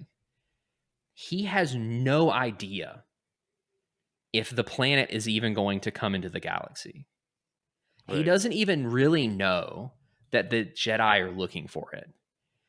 But just on a whim, he gets up in front of everyone and is like, it's going to show up. And when it does, it's our day. Get ready. Buckle up. Just like total shot in the dark. Okay? So just tuck that away in the filing cabinet of your mind. So his followers are obviously pleased. And coinciding with his false prophecy, he learns that Master Shaper Nin Yim, who's been working on the whole heresy 8th Cortex thing for Shimra this whole time, is examining the starship brought back from Zenoma Sakot. Interesting. He learns that the ship has biological components, like a Yuzan-Bong ship, as well as mechanical components, like one of the galaxy's own starships. So, still in his guise as Yusha, he makes a deal with Nin Yim. He's like, he is going to get word out to the Jedi to come get them. They're defectors. They have information. So he's going to contact them. He's going to get them both rescued. And then they'll all go to Zenoma Sakot to learn the nature of the planet. Okay? All right. This also coincides with Yim's dealings with Priest Harar, who is also on here, who is secretly against Shimra's order. He also wants to go to Sakot to see if Yusha's prophecy of bringing Shimra's order down is true. So now we have this like really unlikely band of Nam Anor, who is in disguise, Nin Yim, who is like she's just a scientist and she wants to see Zenoma Sakot, and then Harar, the priest, who is like slowly lost faith in everything that he's believed in over the course of these books, including Shimra. And he's like, I want to go see if this is a thing myself. So now they're all this like weird group that would normally not be together. So Tahiri on the planet Mon Cala receives Anor's message as Yusha's, to extract him and Ninyim from Yuzan-Tar and bring them to Zenoma Sakot. She accepts against a lot of people's best wishes, but she accepts and takes Corran Horn with her as like the dad of the group, because they're like, you're not going by yourself. New cool, like strong equilibrium internally or not, you need a guardian, because she's still like 18 or 19 at this point. I freaking love Corran. Corran is he's such a good character. Anyways, despite short notice of Harar's joining the voyage to Sakot, all 5 of them escape the Yuzan Bong capital planet and go to the living planet via the ship that Ninyim was studying that came from Sakot, Zenoma Sakot. Once they arrive, the ship ends up dying. They crash, but they live and they begin, studying the planet. But they crash in a completely different area that everyone else is on. Right. So they don't know. They don't know what's going on yet. With the 3 Yuzan Vong members formally renouncing their species' violent ways to defeat Shimra, Tahiri and Ninyim also realized that here's an interesting point, that the memories implanted into Tahiri by the master shaper that Ninyim was under when they were shaping her are actually Ninyim's. That was a strange moment. Wait, say it again. So if you remember Yavin 4, Ninyim at the time is an apprentice to this master shaper. Yeah. Master shaper's doing heresy. Ninyim is also doing heresy. They decide they're going to do heresy together. They also have the opportunity to shape, quote unquote, shape Tahiri into a Yuzan Vong, right? Right. So in the process, they give her this personality of Rena that has its own memories and everything like that. Well, come to find out, unbeknownst to Ninyim, the master shaper implanted Tahiri with Ninyim's memories. Oh. So they're like talking about the memories that she has, and Ninyim's like, those are my memories. Interesting. So that's interesting. I thought it was cool. It's not a huge, kind of trippy. Yeah, it is trippy. It's not a huge deal, but like I was like, oh, that's a neat little twist. So eventually Ninyim comes to realize the truth of Zenoma Sakot's nature. So there's this moment where she makes this huge discovery, and like right as you're about to figure it out, Nam Anor kills her. I was like, dude, like I have all these suspicions of like what the link between Zenoma Sakot and the Yuzan Vong are. And she's like, I finally figured out the key to all of this. And then she dies. Nam Anor kills her. And I'm assuming we get that answer, or is that answer? We do. Okay, good. Mostly, yes. Next book or this one? Next book. Yeah, all the answers are in the next book.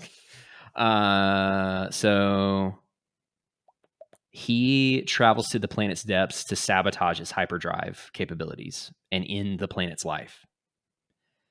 Because Nam Anor's like, if I can kill this thing and get back to Shimra, I get my position back. Oh, dang. Dude's like, it's so funny because like one day he like wants to overthrow Shimra, and then the next he's like, yeah, this is a better opportunity. I'm just going to go back and I'm going to do my own thing. It's like he's an opportunist. So, but before she dies, she tells Tahiri of his intentions and then dies in her arms. At this point, Tahiri is like legitimately distraught because her and Ninyim have kind of created this bond.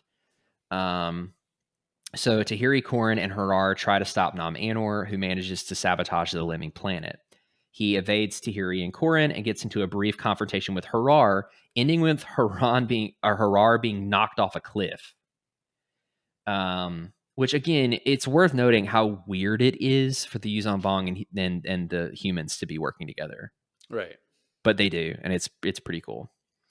So then, as Sakot appears to be dying off, the Yuzan Vong escort vessels, whom Anor had earlier called prior to the mission of sabotaging Sakot, arrive to take Nam Anor back to Shimra so he can be promoted into the traditional Yuzan society. Tahiri and Corrin are saved by Luke Skywalker, Mara Jade, Jason, and Saba, and are taken into a bunker. Here it turns out the Sukkot has managed to rid itself of Nam Anor's machinations, and it heads for hyperspace with its ultimate destination of Yuzantar. And that's the end of the book. Oh, dang. Yeah, it's short. It's a short one.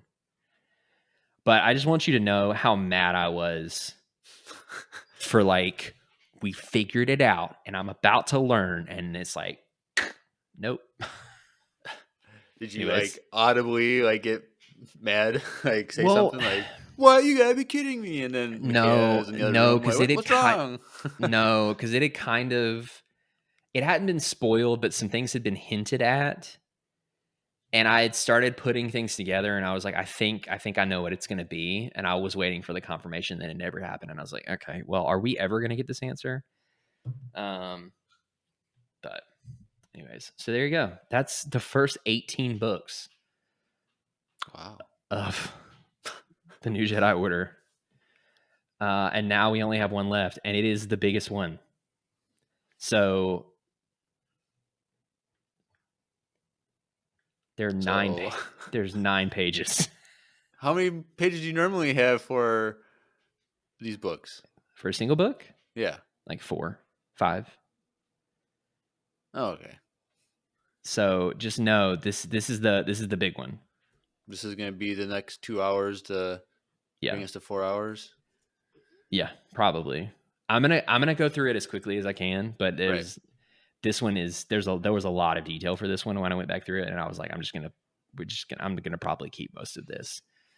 All right, so that means if you're listening right now, what you need to do is get a coffee break. Yeah. Take a break right now. Yep. Go get some coffee or get some tea going, because it's going to be another 2 hours on this. And the best way to do that is to use a promo code from our sponsor, Wesley Andrews Coffee and Tea out of Minneapolis, Minnesota. So let's take a listen to our little commercial break. Hey everyone, Andrew here. I'm pleased to tell you that the sponsor of today's episode is Wesley Andrews Coffee and Tea. If you don't know anything about Wesley Andrews, you definitely should. They're an award-winning coffee roaster and shop in Minneapolis, Minnesota, and they make fantastic coffee. The awesome thing is that whether you live in the Twin Cities or not, you can get their coffee beans delivered straight to your door by ordering them online. They even have a subscription service that ensures you never run out of amazing coffee. If you've been looking for some new coffee to try or a way to elevate your normal coffee routine, now's your chance. Head over to wesleyandrews.cc, use the code EMPIRERADIO, that's with a capital E and a capital R with no space at checkout, to get 15% off your first purchase of any bags of coffee or a coffee subscription. I can't think of a better deal. Get 15% off some great coffee, support a small business, and support your favorite Star Wars podcast. In the words of Emperor Palpatine, do it.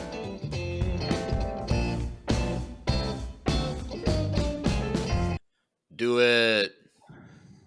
Do it. All right, well, we thought Drew was going to join us, but we think he fell asleep with his son, so...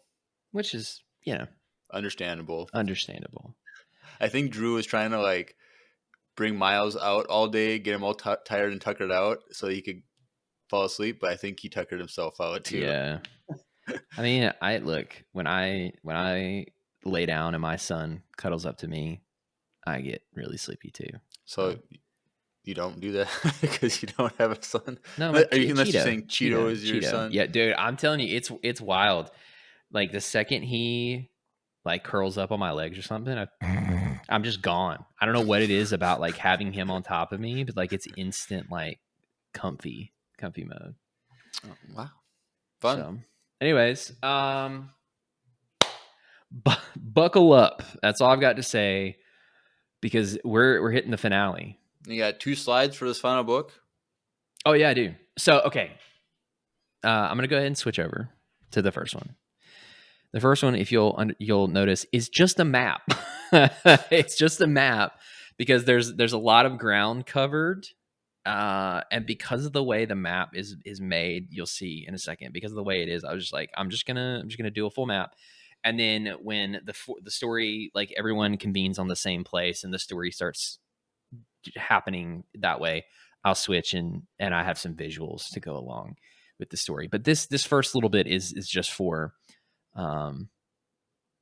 the sense of space, no pun intended, and scale, and like so. All right. It's worth noting that the purple circle is Muscave, which is also down in the bottom right corner. So they did a little zoom in the bottom corner of the system around Coruscant. Yep. That's what that purple circle is, and that's the reason why I made it so big, was because I wanted you to be able to see that bottom right portion Right. of the map. So, okay, final book, epic conclusion. It's actually a really good ending to the story. So the only thing we have to do is just go through it. So, And who wrote the final book? It was like James Luceno. And he was like, he wrote like he had the most of all of them. So like he has No. First and last. Oh, first and last. Okay. Yeah. He got he had the first one and the last one. He has written Star Wars Click of Deception, Star Wars Darth Maul Saboteur. Sorry, not the first. He wrote the Agents of Chaos books, and then this one he wrote. This one's relevant. Star Wars Labyrinth of Evil, which is the EU novel that takes place directly into the beginning of Revenge of the Sith. And then Star Wars... Which, by the way, they're re-releasing. The 20th anniversary. Yeah. So does that mean it's canon? Like, is Revenge of the Sith novelization canon, or is it not? Or is that a whole nother podcast episode? No. So the rule is that the books are canon until they're retconned by cinema. Okay. Any contradiction? Yes. So there is. I'm not gonna lie. I personally like the novelization of it better than the movie, because like the scene where Palpatine takes out the Jedi Master is like brutal. There's a whole thing during the Battle of Coruscant between Mace Windu and General Grievous where they fight and they're like evenly matched. There's a whole like Kenobi going to Utapau. Like there's a whole conversation of why it has to be him. Like why Mace is like, you have to be the one to go fight General Grievous and to take him down. There's so much more context. But it's similar to A New Hope, the novelization of the original trilogies, which I need to finish. They're based on the script, like the original scripts before everything was like edited and cut. And so there's just more. So it is canon, but like it's not. He also wrote Dark Lord, The Rise of Darth Vader, which is the book directly after Revenge of the Sith that centers around Anakin. Also really great. I have a thick book. It's called the Dark Lord Trilogy, and it's those three books. It's Labyrinth of Evil, Revenge of the Sith, and then Rise of Darth Vader in a single volume, and it's really good. Cool. He also wrote Millennium Falcon, which is an EU novel, and Tarkin, which is canon. Yep. We wanted to do that one on the podcast, but you can't buy new copies. Like, there's no one sells them.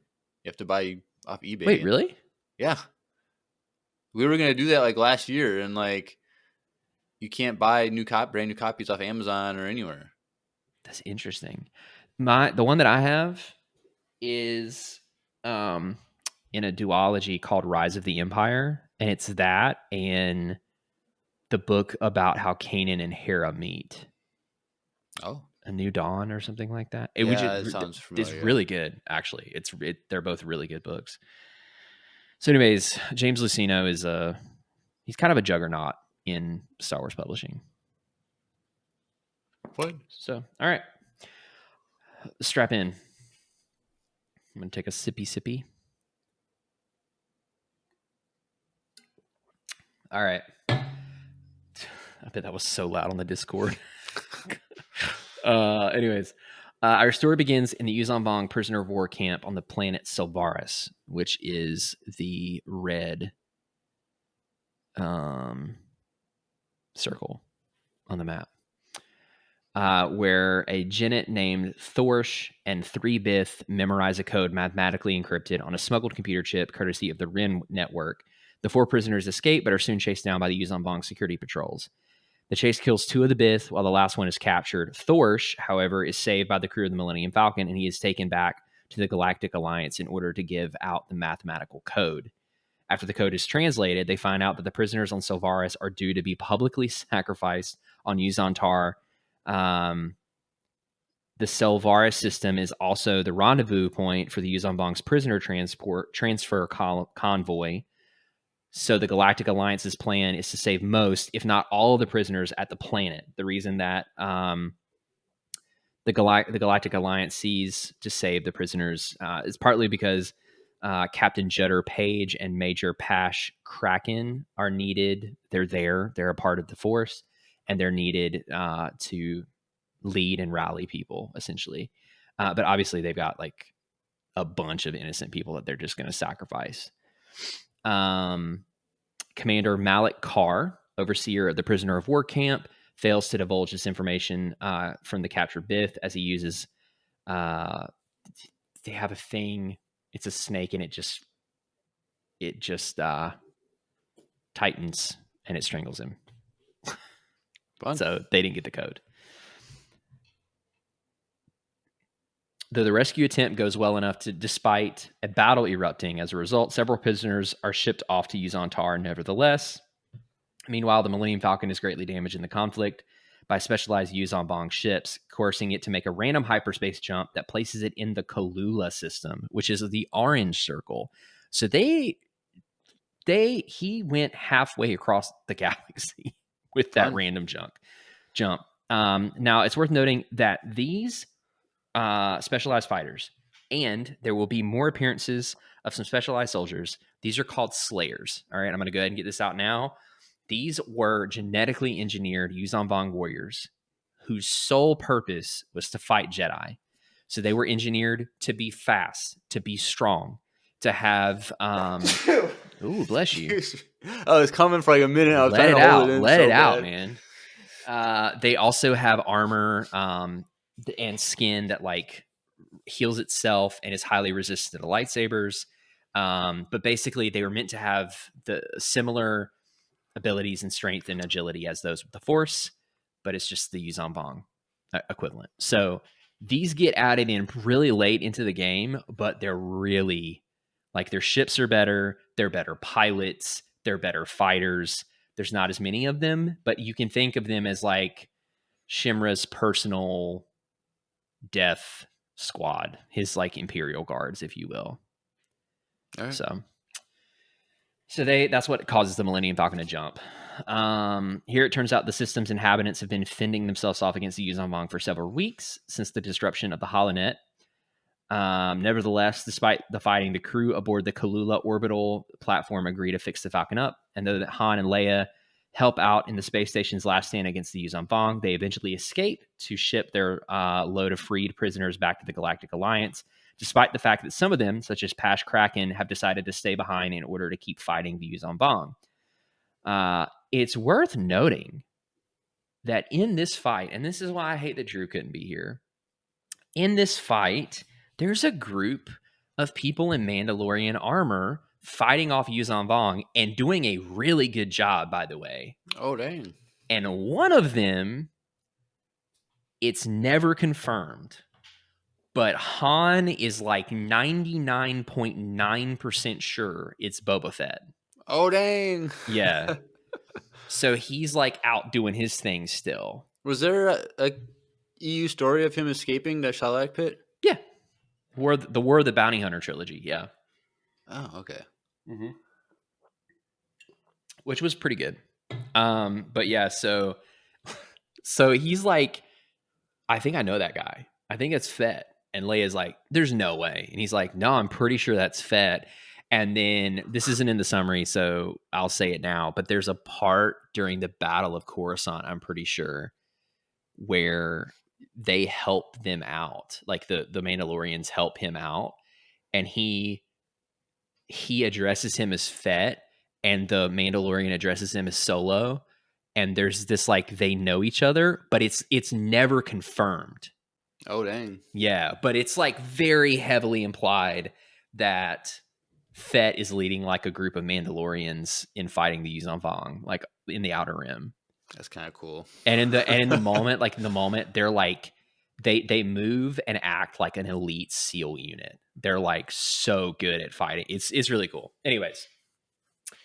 Okay, so some people stay behind to fight the Yuuzhan Vong. Later on, however, the Alliance find out that Kalula had actually willingly surrendered in the fall of its space station, but asked the Yuuzhan Vong to allow the scientists on the planet to continue doing what they're doing because of a natural phenomenon called the Nocturne of the Winged Stars, which occurs quite rarely on the world. It's like once every 100 years or something like that.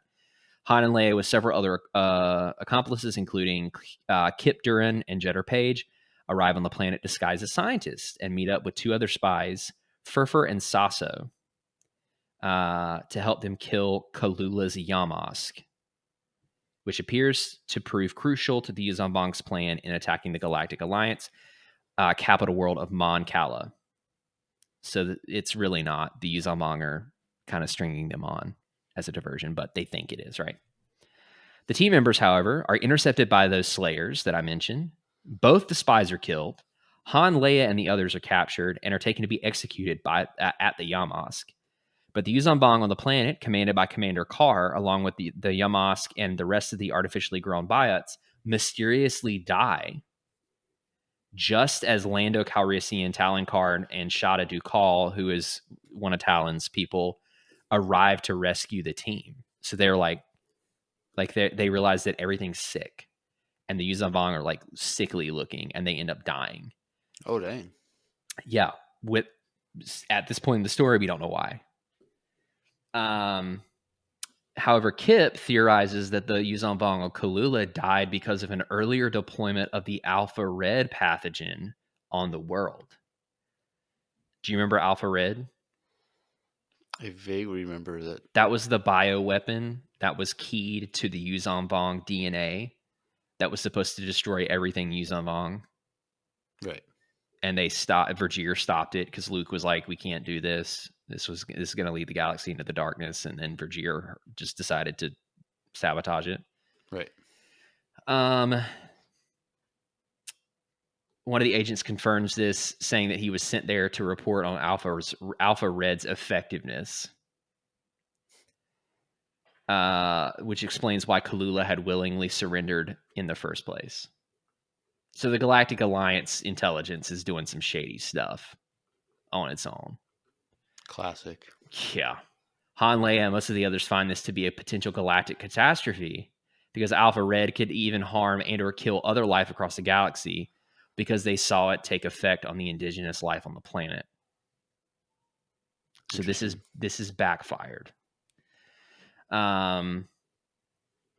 So the situation is compounded by the fact that if they wipe out the Yuuzhan Vong, then they would be committing genocide and act not beneath the Yuuzhan Vong themselves. It's all even more unfortunate for them as one of the specialized Yuuzhan Vong ships actually makes it away. One of the Slayers gets away before the rest of them die, and they're able to, or like be able to be killed.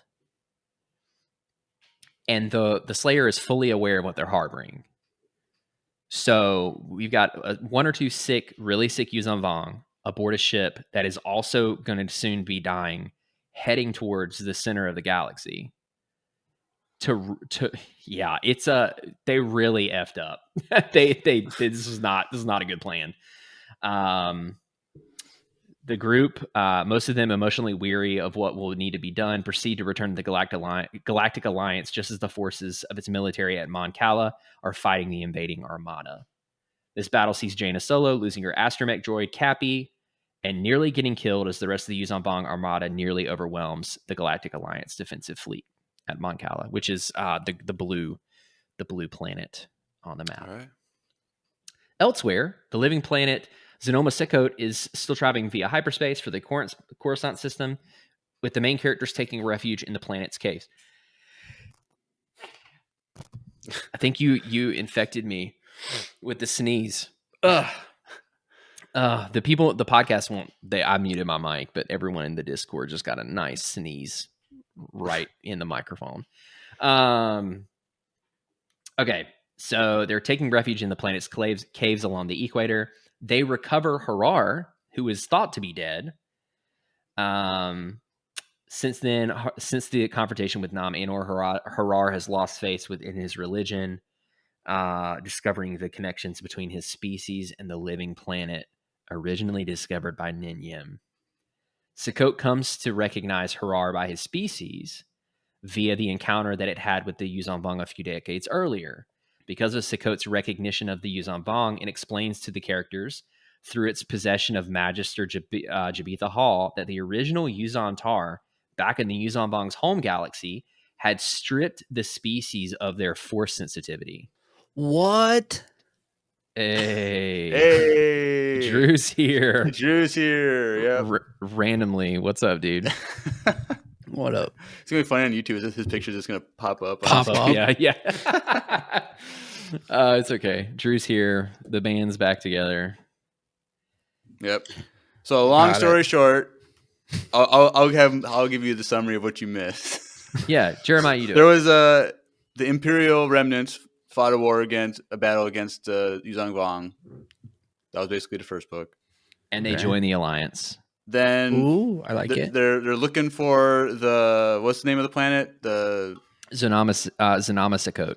That's the planet that Obi-Wan and Anakin found before the Clone Wars. That The living one. The living one that killed and defeated or whatever the Yuuzhan Vong.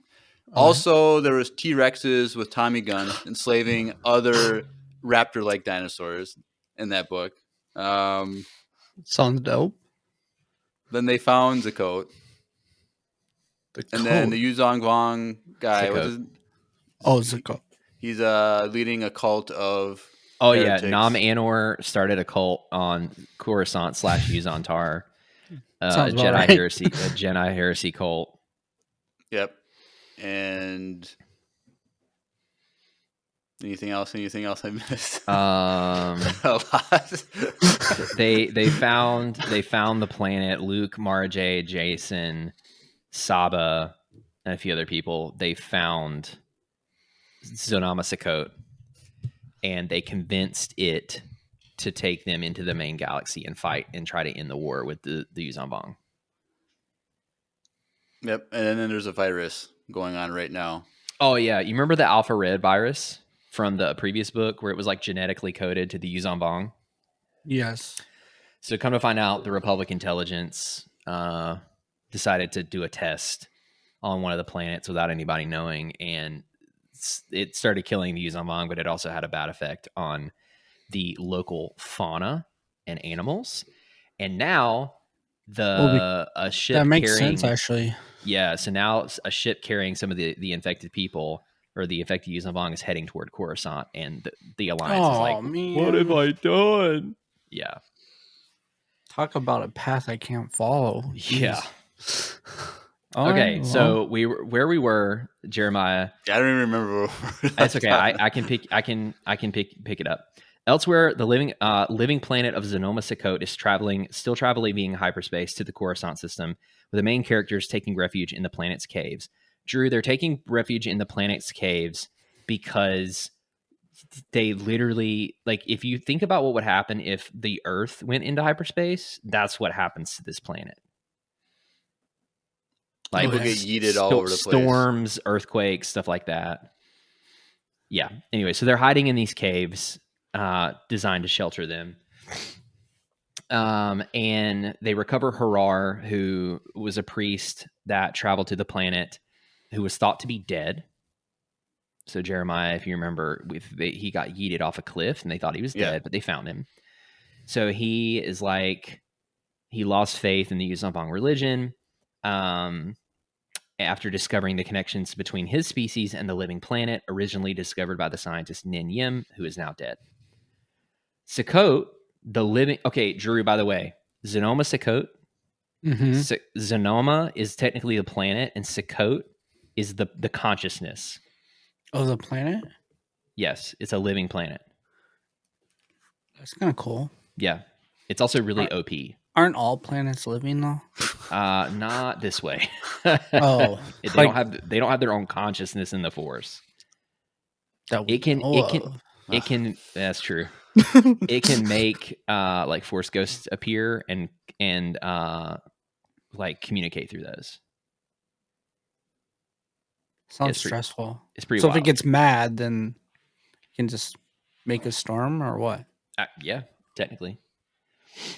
So Sukkot comes to recognize Harar by his species via the encounter that he had that it had with the Yuzambong decades earlier when they tried to invade the first time.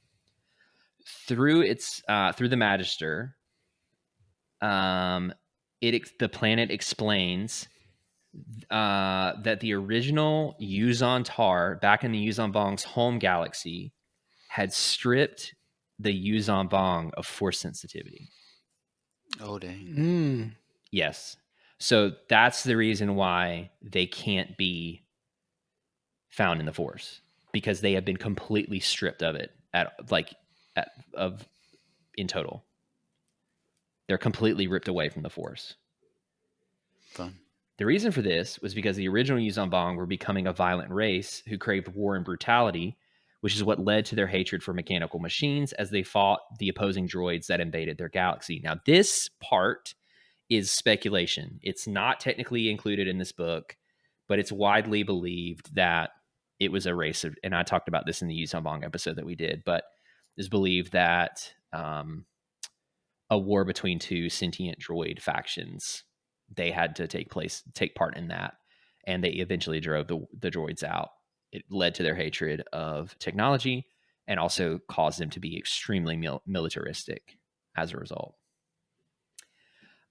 This caused them to experience this being ripping them from the force, caused them to experience great pain as they had lived in symbiosis with the original Yuzon Tar, rendering them unable to contact the force or be detected in it ever again. This is one of the reasons why the Yuzambong hold pain and death as such an essential part in their religion, because when they were cut off from the force, they realized that the pain and death are the only forms of living symbiosis that they could achieve. Thus, the original Yuzambong had cemented this new way of life into their religion by creating gods who look so positively upon their creations, as those creations embrace what all living beings must suffer in life and more. And when the original Yuzambong had devastated their own galaxy as a whole, they were forced to journey into the intergalactic void in search of another galaxy for them to conquer and live in, thus leading to the eventual invasion of the galaxy. Meanwhile, Jason Solo experiences the return of the voice that told him to, quote, stand firm in his vision on Duro 3 years earlier, along with the visions of failing to catch the lightsaber tossed to him by his uncle.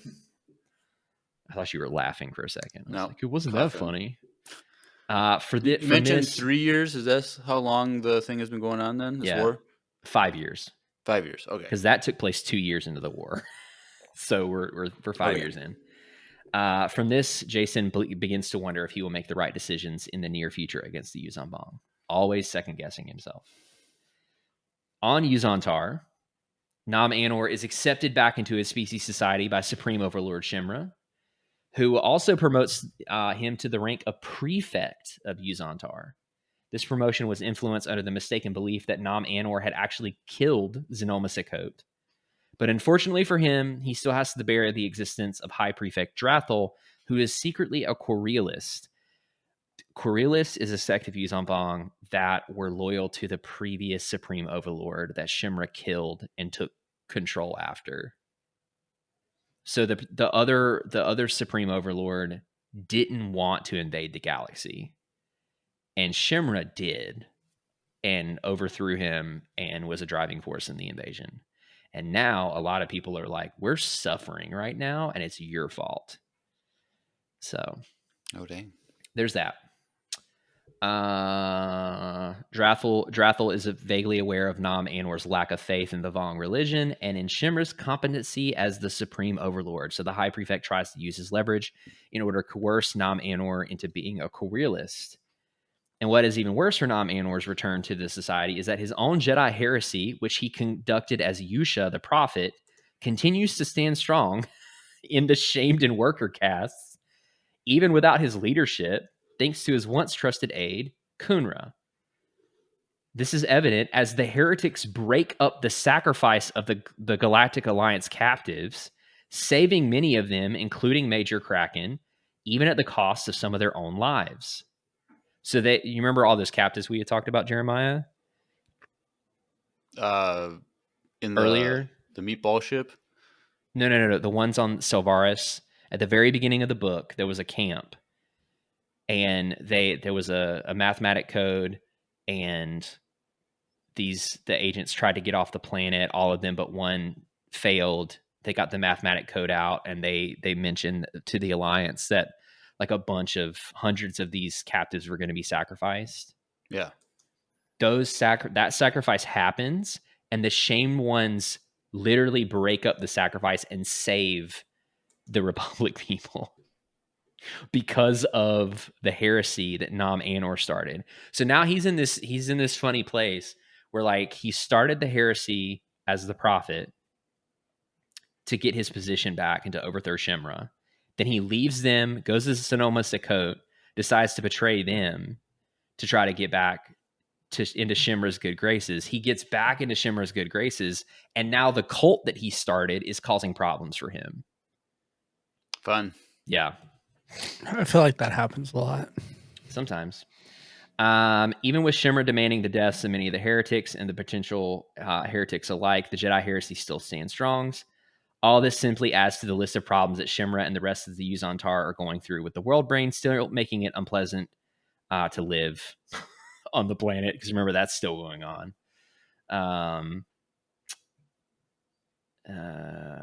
So Shimra tries to tame it, but he fails. And rumors that the Supreme Overlord is growing mad with power are beginning to spread, and that a loss to the Galactic Alliance is inevitable. Eventually, Sonoma Sakot arrives in the Coruscant system, coinciding with Nam Anor's false prophecy that it appears in Yuzan Tar skies. So Jeremiah, you remember when Nam Anor was like, I've got an idea. On the day that a planet appears in the sky above Coruscant, Shimmer's going to fall. And he took a complete shot in the dark. Yep. Well, it happened. Right. Unbeknownst to him, it happened.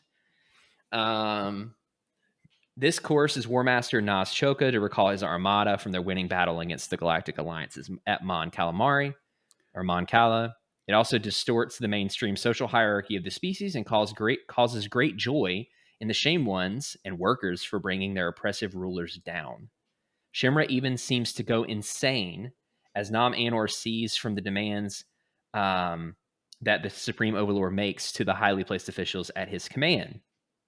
This apparent insanity is further proven when Shimra, who believed that the Yuzan Vong no longer need their gods, whether or not the deities actually existed, tells Nam Anor that he declares open war on the gods, even though it was likely that he never believed them at all.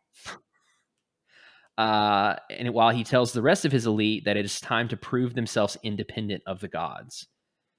He explains himself by saying that the gods fear that they will lose their own power over the Yuzan Vong as the species gain their independence from the deities, pitting Sonoma Sakot against the Yuzan Vong as one final test to see if the species is worthy of ruling the galaxy. And, as Shimra announces, the galactic invaders have already been provided the means of killing the living planet thanks to the Alpha Red infected Slayer ship, since supposedly Sonoma Sakot's biology is closely related to the Yuzan Vong and their creator's own biology. It can apparently kill the living planet. Oh, dang. Suspicious to Shimra's insanity further increased when he orders the deaths of all potential future Supreme Overlords meant to replace him when it was time for his reign to end. And put an end to all worshipping of all the gods but Yun Harla in order to provoke anger from the other deities, as part of the declaration of open war. But despite these suspicions, these orders from the Dreadlord are carefully carried out, as he also demands for the deaths of all the riding heretics, which the warriors begin enacting loyally. Meanwhile, the Galactic Alliance loses its great admiral, Gil Akbar, from old age, as its military passes through the Vong defenses at captured planet of Korolog, which is the Purple Circle. What? No, Korolog's not the Purple Circle. The Purple Circle is Muscave. I think I was going to add Korolog. Korolog's not important. Purple Circle is Muscave. Good talk. Soon, the Galactic Alliance forces finally arrive at Yuzantar, and Shimra telepathically orders the World Brain to destroy Yuzantar so that if the Yuzanbong lose against the Alliance, they will still not have Coruscant to reclaim. As a result, Nam Anor, realizing the full extent of Shimra's insanity, when the World Brain begins enacting this order, returns to his guise as Yusha the Prophet and sides with the heretics and their Alliance allies against Shimra's order. So he's flipped again. Wait, who flipped again? Nam Anor. Okay, yeah. He's like, oh, Shimra's... So he's in a high position under Shimra. He's like, Right. shoot, Shimra's insane. So I'm gonna go back to being the prophet and join their side. Right. He does. All of this marks the beginning of the recapture of Coruscant, and while the Galactic Alliance forces duel the Vong in space on Yuzantar around Muscave, which is the planet in purple, and at Sonoma Sakot, Han, Leia, and Harar lead a mission aboard the Millennium Falcon to either convince the World Brain to cease its efforts of trying to destroy Yuzantar or kill it. But they are then captured by Yuzan forces led by Drathel, and Han, Leia, Harar, C-3PO, R2-D2, and the 2 Nogri bodyguards are taken by them in order to be executed at the well of the World Brain as sacrifices to the creature. Meanwhile, Mara Jade, Tahiri, and Jedi Master Kent Hamner fight alongside the heretics and their Alliance allies against Shimra's forces on the ground. And Tahiri comes into contact with Nam Anor. She captures him and holds him for Mara to come over so that she can see it, basically so she can punish him for all the wrong that he had committed in the war. However, Nam Anor escapes Tahiri's grasp and flees, but Mara chases him down into an abandoned building. After a brief fight between the two of them, Mara defeats and nearly kills him for giving her the Coom Spore virus years earlier, and for all the other misdeeds for which he had given the Jedi and the late New Republic during the invasion. But the false prophet pleads for mercy, telling Mara that he had changed as Yusha. He knows that even if killing his species wins the war, Coruscant would never be Yuzantar. And finally, killing Nam Anor would be an act of vengeance of the dark side of the Force, which would greatly break Mara's son, Ben's heart. So he's trying to play her into not killing him, essentially. So even though Mara does not believe a word of what he said, she spares him for the others to decide his fate after the Battle of Yuzantar, assuming that the Galactic Alliance will win. He also tells her that Shimra had ordered the Alpha Red infected ship transferred from Kalula to Sonoma Sakot, as it is set to kill the living planet. So the Jedi heretics travel to the well of the World Brain to save Han, Leia, Harar, and the others from being executed, and subsequently warn the Galactic Alliance forces about their Alpha Red infected Yuzan Vong ship. The later situation is all for naught as the ship successfully evades the Alliance and Xenoma's defensive forces to arrive at the living planet. It makes it through. It arrives at the planet. Despite this, Drathel's forces are overwhelmed at the well of the World Brain, even backed up by traditional warriors who have seen the error of Shimra's ways, while the High Prefect himself is strangled to death by Nam Anor, being that they were enemies. Meanwhile, Luke Skywalker and the Solo twins, Jason and Jaina, set off to kill Shimra and bring the world to its end with his death. The captain, so they're with Captain Jedder Page and his commando group. Luke and the Solo twins traveled to the Dreadlord's Citadel. Jeremiah, I'm going to change right here. To the Citadel via the Sacred Precinct in order to assassinate the Supreme Overlord. Jason, thanks to the mental connection that he made to the World Brain, breaks Shimra's own telepathic connection over the planet controlling Duriam and convinces it to cease its destruction of Yuzantar. This prevents Han, Leia, and Harar from killing the World Brain because they were told that if they couldn't reason with it, they needed to kill it. So Jason essentially saves its life. Jason also convinces the Yuzan Vong biotes, Sagaru and Tuskart, which are these two things on the left here. One's a big beetle and one's a big snake dragon thing. He uses his connection with them and basically convinces them to help him. His uncle and his sister enter the Citadel. While Paige and the commandos storm the lower levels of the Citadel, Luke and the Solo twins battle their way through the Yuzon Vong warriors as they travel up the mountainous world ship. They're literally traveling up the sides of it, essentially. During this time, and this was really cool, Luke seemingly surrenders himself to the Force, letting it engulf him so that he is an unstoppable force of nature, which no Yuzon Vong can counter, and which neither Jason nor Jaina can comprehend visually or through the Force as their uncle. So he goes beast mode. So is this similar to what Anakin Solo went through when he died? Yeah, but Luke is able to Control handle it it. better. Okay. Yeah. Eventually, Luke, Jason, and Jaina arrive at Shimra's private coffer, which acts as an emergency evacuation ship, if needed, at the top of the Citadel, and the Jedi proceed to try to kill the Dreadlord. But Shimra is joined with his guard of Slayers, and he sends them to duel the 3 Jedi. So this is the picture on the right there. Pretty cool, huh? That's pretty sweet. Yeah. I'm pretty sure this is in that Essentials Reader, the Essential Readers Companion that I have. Like there's some really good illustrations in that book, and I think this is one of them. But I thought this was cool, so I wanted to put it in here. However, after apparently forcing his Citadel to stay put in its regular placement because of the mental connection that he has with it, hold on. Sorry, 1 second. The Citadel begins to sway and tip in all directions, making the Jedi think that the World Brain is doing this in order to help them combat the Slayers. But the battle becomes all the more difficult for both parties, obviously. In the end, though, the Slayers are all killed in combat against the 3 Jedi, despite the special Yuzon Vong, the special abilities that they have. Drew, I think you missed this. The Slayers are genetically enhanced warriors to basically be the Yuzon Vong answer to the Jedi. They're fast. They're super strong. They have like heightened acrobatic abilities. They have like skin and armor that's super lightsaber resistant. They're like really hard to kill, essentially. And they brought them in super late in the game. Weren't they in last week's though? No. Oh. No, these are brand new. So What was the thing last week that was like? Well, that's just the Yuzon Vong in general, though. Aren't they pretty durable against really lightsabers? difficult to kill. Yeah. So these are like the elite version of them, essentially. Yes. Yep. That sucks. Yeah, I mean, they killed him, though.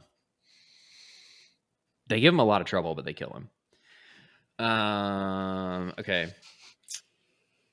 However, after apparently forcing his Citadel to stay put in its regular placement because of the mental connection that he has with it, Shimra knocks Jason unconscious when he tries to attack him, knocks away his lightsaber, and begins to suffocate Luke with his special amphistaff, the Scepter of Power. Then the Supreme Overlord prepares to kill Luke by utilizing the lightsaber of the late Anakin Solo. So you might be wondering, how did where is the lightsaber? How did he get the lightsaber? It was collected by the Yuzon Vong after Anakin died at the mission to Merkur, if you remember. And then Nam Anor, if you remember, during the book with Jason on Coruscant, he gives it to Jason, who then gives it to Ganner, who had his final stand. Remember, in the well of the World Brain? Yep. Okay. Anyways, they retrieved it. And now Shimra has it. Nice. That thing's getting passed around. Yeah. Disregarding the Yuzon Vong's hatred of a mechanical technology by harboring Anakin's lightsaber in order to show Luke how it feels to be fighting something that is part of, or at least bears similarity to, their society. Let's see. Meanwhile, Jaina follows the Supreme Overlord's shamed familiar, Onimi. So you remember Onimi? He was like a jester, court jester, shamed one that Shimra kept around as like an advisor. Yep. Okay. So this is important. So she follows him into the control section of the coffer. At the bottom of the semi-staircase leading to the coffer's controls, the familiar knocks her unconscious via poison in his fang, and then mounts her between 2 statues of 2 Vong deities on the vessel's bridge. Back with the confrontation between Luke and Shimra, Luke manages to reclaim Anakin's lightsaber from Shimra's grasp, despite being poisoned by the Scepter of Power. He cuts the Scepter of Power into pieces, with both lightsabers, preventing it from cutting off his air supply any further, and uses both Jedi weapons in his hands to decapitate the Supreme Overlord. Fun. The Jedi Master then collapses from the poison injected into his system by the Scepter, and then he throws Anakin's lightsaber to Jason, who woke up from being knocked out by Shimra. But Jason misses the lightsaber, reflecting the vision that returned to him on Zenoma Sakot, failing to catch the weapon. So this is that vision that we saw a long time ago. Remember, Luke was fighting and he threw the lightsaber and Jason misses it. Mm-hmm. It happens. Despite this, Jason is sent by the faltering Luke to retrieve Jaina. On the bridge of the Citadel's coffer, Jaina wakes up to Onimi, who reveals that he was actually the Supreme Overlord the entire time, ever since Shimra seemingly ruled the species. Interesting. Onimi believes that the Jedi are the avatars of the Vaughn gods, with Jaina being Yoon Harla, the trickster goddess, which she obviously played the persona of earlier in the series. This supports Onimi's motivations, as he explains that he was once a shaper who fused his brain with Yamas tissue in order to gain knowledge of what he discovered to be the empty 8th cortex of the shaper science. The 8th cortex was meant to find a way to save the Yuuzhan Vong from the decades of violence against each other as they cross the intergalactic void. Onimi, in his goals of trying to find a way to save his people via the Yamas fusion with his brain, became a shamed one for this. He blamed the gods, especially Yoon Harla, for his afflictions in their motivation for retaliation against the Shaper who was trying to divulge their divine knowledge. However, Onimi found that he had regained the Yuuzhan Vong's long lost connection to the Force, mistaking it for power from the gods, and then used it to manipulate Shimra via mind control into invading the galaxy. What? Behind the scenes at Shimra's throne, Onimi was the one who really led his species into the invasion, as he previously confirmed, and he originally thought that the war was just a test by the gods assigned to him and his species in order to see if they were worthy of the worlds the galaxy had provided. But as the war went on, Onimi later evaluated that the gods wanted to destroy him and his rule with Shimra acting as his puppet, and thus destroy the Yuuzhan Vong as a whole. He asserts that the gods would not want one with such power to be stronger than they were, if this was the reason that their creations were losing the war, especially with the living planet of Zenoma Sakot now among those battling against them.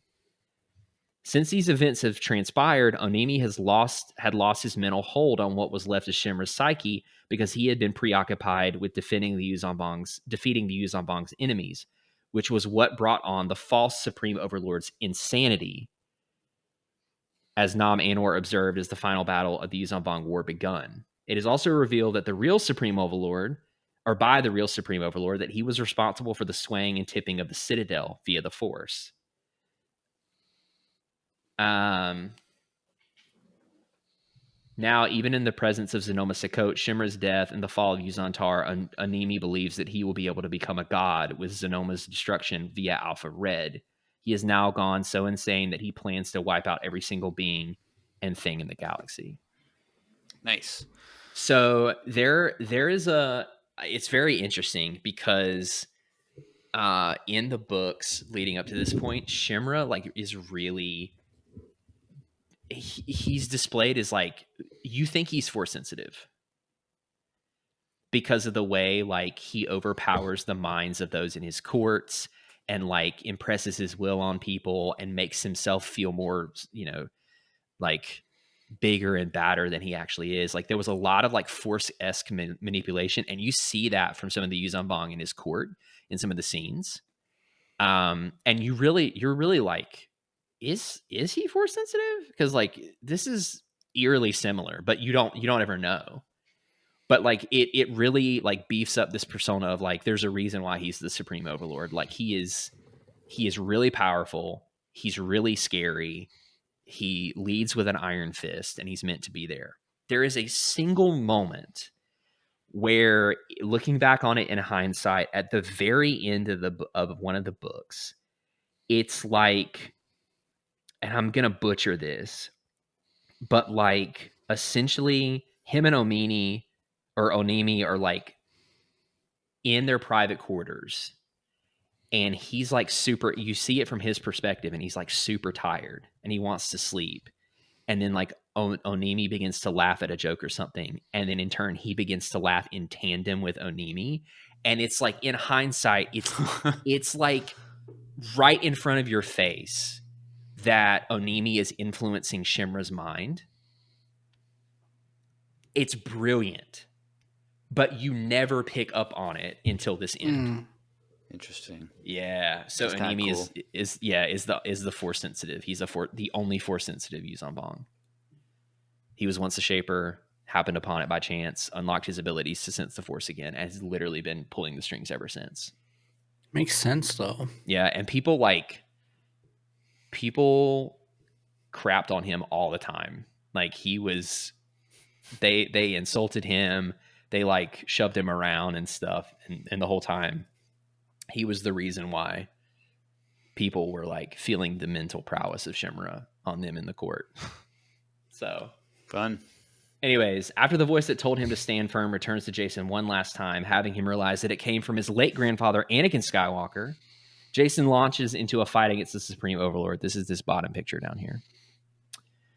And the young Jedi Knight who started out the war as a doubtful and hesitant individual manages to achieve oneness with the Force, countering and throwing off Onimi's actions at every turn without making a single misstep or mistake in the combat himself, fulfilling the request made by his grandfather. The Supreme Overlord does his best to fight off his opponent with martial prowess, the poisonous toxin in which he uses inside of his own body, and the Force, but to no avail. Jaina attempts to help Jason against Onimi through the Force, but Jason basically connects, through their connection is like, no, like don't help me, save, like focus on you healing yourself from the poison that's in your own body. Then Jason realizes that he cannot catch the lightsaber in either his vision or in real life because he is the lightsaber who will defeat Onimi, the true supreme overlord of the Yuzan Vong, the darkness of everything that the invaders stand for. The Jedi Knight then becomes too powerful for his opponent to fight off, and then Jason uses the Force's pure energy to pin Onimi against the bulkhead at his back. As a result, Jason effectively defeats the one responsible for bringing about the whole war in the first place. Nice. Yeah. It's sick. It's honestly sick. Like he's like about as pure in the Force as you can get without pulling an Anakin. And he's just like just beast mode. Same thing as like Luke before, but this time it was This is when he got good. Yeah.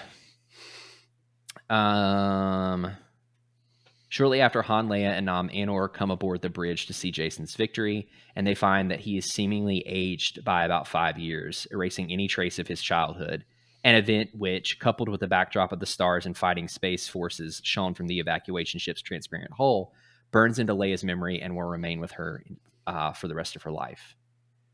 Meanwhile, thanks to Jason's Force energy fixing the Supreme Overlord of his shamed deformities, Onimi has been shapen properly again. But because of this, his disfigurements were the result of his individual gain of the Force in the first place, the loss of the deformities and the Force also results in the loss of the control over the poisons in his own body that he uses weapons. As a consequence, the Supreme Overlord slides down along the bulkhead behind him and dissolves into a puddle of foul hydrocarbons. Onimi's liquid remnants are then sucked up by the uric coral deck of the vessel like a stain, marking the end of the true Supreme Overlord of the Yuzan Vong. Following Onimi's death, the coffer starts to die off because of the connection that it had with him, is now severed. The process of the vessel's own death begins as the citadel on Yuzantar explodes because of the same reason. Jason picks Jaina up off the statues which Onimi had put her between, explaining that he refused her help against the Supreme Overlord so she could use it to heal herself. Then, of course, Nam Anor tries to kill the Solos for the misdeeds that they had given him by nearly tricking him into going into a garbage chute, making them think that it was an escape vessel known as a Yorick Trema. So he's literally like, here, go this way, here's the escape pod, but it's actually a garbage chute into space. So helpful. But because of Jason's Yuzan Vong sense, he detects Nam Anor's treachery and prevents the death of his family and himself by providing this information to all those present. Nam Anor desperately tries one last attempt to escape them by using his He has an eye. It's called a Plarian bowl. He has a fake eye, and it shoots poison. Nice. So he tries to use that at Jason. But Jason uses a force technique taught to him by the Lake Vergier on rendering Nam Anor's poison barren in terms of its attendant effects. And he basically transforms it into water, saving himself. At the same time, Leia stops Nam Anor from escaping by quickly cutting off the hand in which he tried to pull the device with her lightsaber, immobilizing him. After Jason tells him that it did not have to be this way, Nam Anor proclaims that it did, because he fit in neither with the native Galactic Society for his hatred of the Force, nor the Yuuzhan Vong for his atheism. Regardless, he is offered by Han to escape the dying evacuation ship when the Solos enter the real Yorick Trema, but Nam Anor finds that since the Yuuzhan Vong had lost the war, he does not want to have any part of what is to come, and he will die with Animi, as they were, quote, both alike. He pushes Han aboard the Yorick Trema with the latter's family, then leaves himself aboard the dying evacuation vessel as it explodes above Yuuzhan Tar, displacing nearby Yuuzhan Vong battleships in its wake. The Solos survive in the escape vessel, which is picked up by the Millennium Falcon. Jason then uses his mother's tears and his own to heal Luke, and the Jedi Master quickly recovers from the poison. Though it is mentioned at one point that it's possible that he might not ever be fully the same. He's very much out of depth of being killed. Luke is. So, all right. In the wake of the destruction of Shimra's coffer, with War Master Choka witnessing this event, he knew that the Supreme Overlord died with it. Now, for the first time in the history of the species, the Yuuzhan Vong are without a Supreme Overlord, seeing that they have lost, under the belief that their species had lost Shimra as the species conduit to their gods, and their deities had turned against them. Choka ordered all of his forces in the galaxy to either surrender to the Galactic Alliance, keep on fighting for their own sakes, or commit suicide, officially heralding the end of the Yuuzhan Vong War. As for the Alpha Red infected ship, Xenoma Sekot managed to repel it before the vessel could arrive at the living planet. The rest of the Alpha Red is destroyed by the Galactic Alliance, considering that it is no longer needed. The director of Galactic Intelligence is made to resign because he almost poisoned the entire world. Sekot is also brought down all warships in its immediate vicinity, both the Alliance and the Yuuzhan Vongs, to the surface, getting rid of the invaders' weapons and halting the entire battle around it. After the Battle of Yuuzhan Tar, the Peace Brigade is also disbanded, and Naz Choka makes a deal with the Galactic Alliance at the Sekot Accords. The species will be spared in spite of the invasion that they had caused, which resulted in approximately 365 trillion native galactic deaths. That's a big number. And the Yuuzhan Vong will be brought to Xenoma Sekot. During that time, Sekot realizes that it is the seed of the original Yuuzhan Tar. And taking on the form of Vergier, it shares this information with Luke, Jason, and Harar, which is something that the Yuuzhan Vong themselves will soon come to realize. So Xenoma Sekot is the seed of the original planet that the Yuuzhan Vong are from. Oh. Yeah.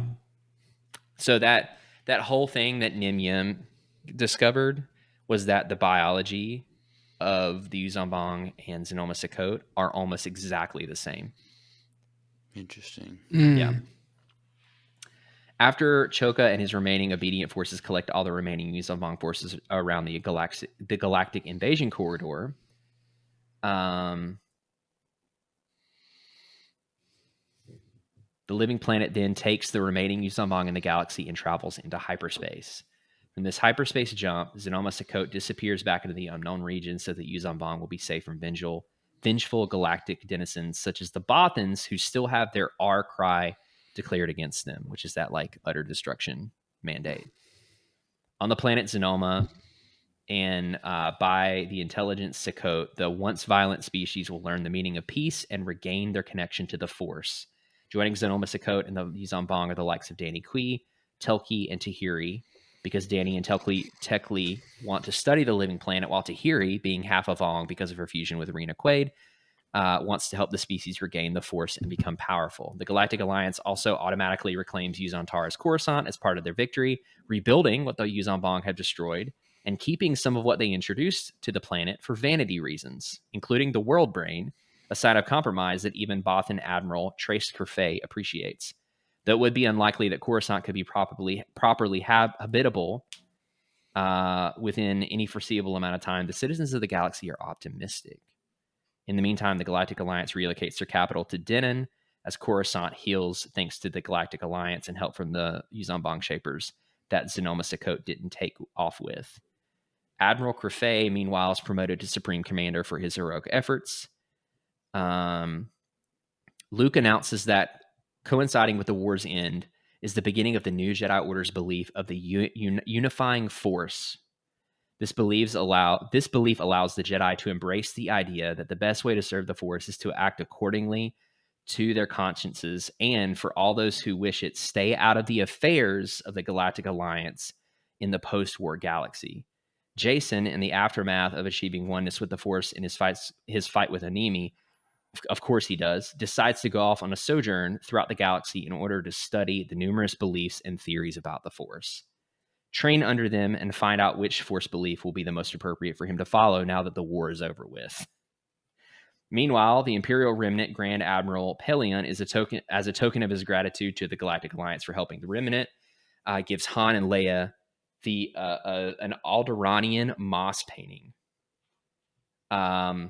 which Han and Leia lost to Grand Admiral Thrawn 21 years earlier when the recently married Solos were on a mission to Tatooine. Cherishing it as one of the few remnants of her destroyed homeworld, Leia is especially thankful to Pelion for giving her the memorabilia. Jaina is forced to finish her relationship with Jag Fell because of Jag's duty to the Chiss and Jaina's duty to the rest of the galaxy. Though Jag promises that whenever he can, he will visit Jaina as a galactic ambassador of the Chiss Ascendancy. The novel finishes with many of the characters, including Jason before he leaves for his sojourn, going back to Kashyyyk in order to honor the late Chewbacca. Han places Anakin's lightsaber on Chewbacca's memorial so that if another threat like the Yuuzhan Vong were to arise in the galaxy ever again, as Luke announces, someone worthy of Chewbacca's honor and courage will take the weapon and conquer that potential menace. The characters have a celebratory feast, finding humor and relief in the fact that once again the galaxy is at peace. And that's it. The end.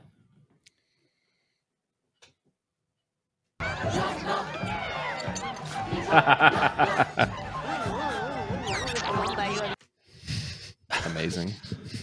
Wow. Quite interesting. So what do we think at the end?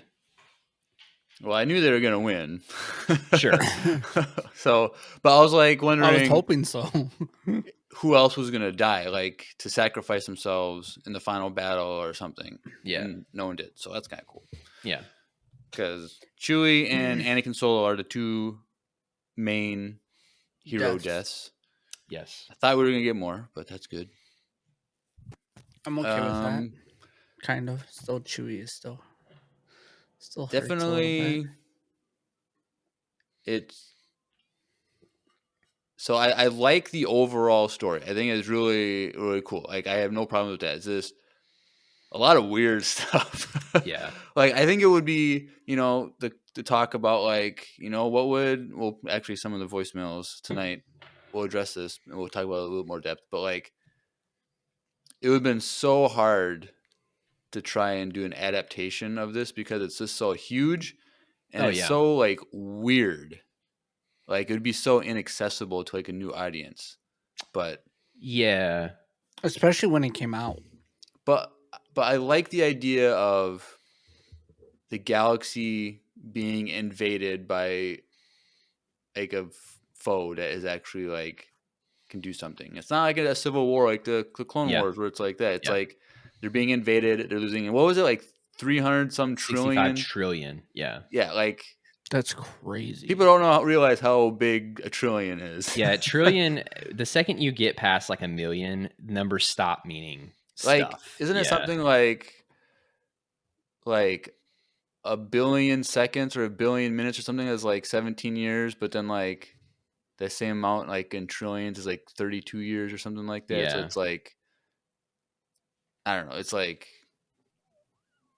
I don't know. It's crazy number. So But like, Now, my question is, Jeremiah and Andrew, is that more people that died in this whole series than the part of the galaxy that got blown up in episode 7?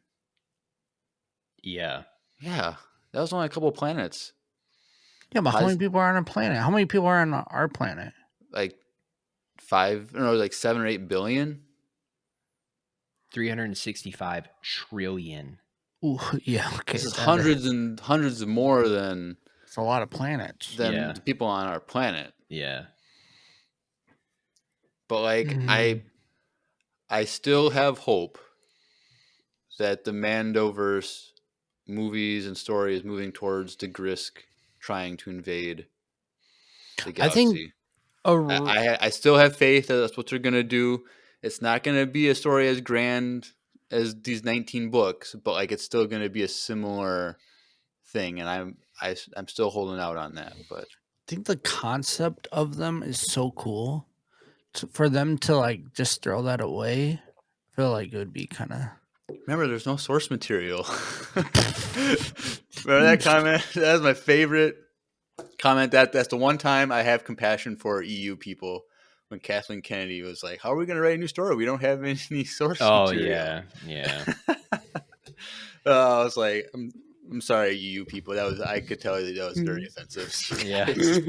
Yeah, I mean there's definitely some lower points. Like it's not a perfect story. And I will say that like the EU in general, it has its weird stuff and it has its really good moments. Well, because so many people could just do it.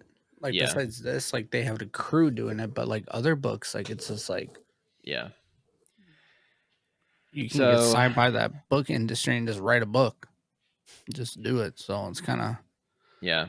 I'm excited to see what happens next because I mean, like I know what I know some of the main events, and I'll be interested to see how we get there post this. But I don't know. I really like it. I liked it because again, this is nowhere near the same experience as actually reading the books. Well, right. You know what I'm saying? So like I would say it's like 10 times more impactful actually reading through it in real time and finding things out with the characters and so I'm excited to go back and listen to what I missed because I'm pretty sure you went over the one book that I did, read. and it wasn't one of my favorites.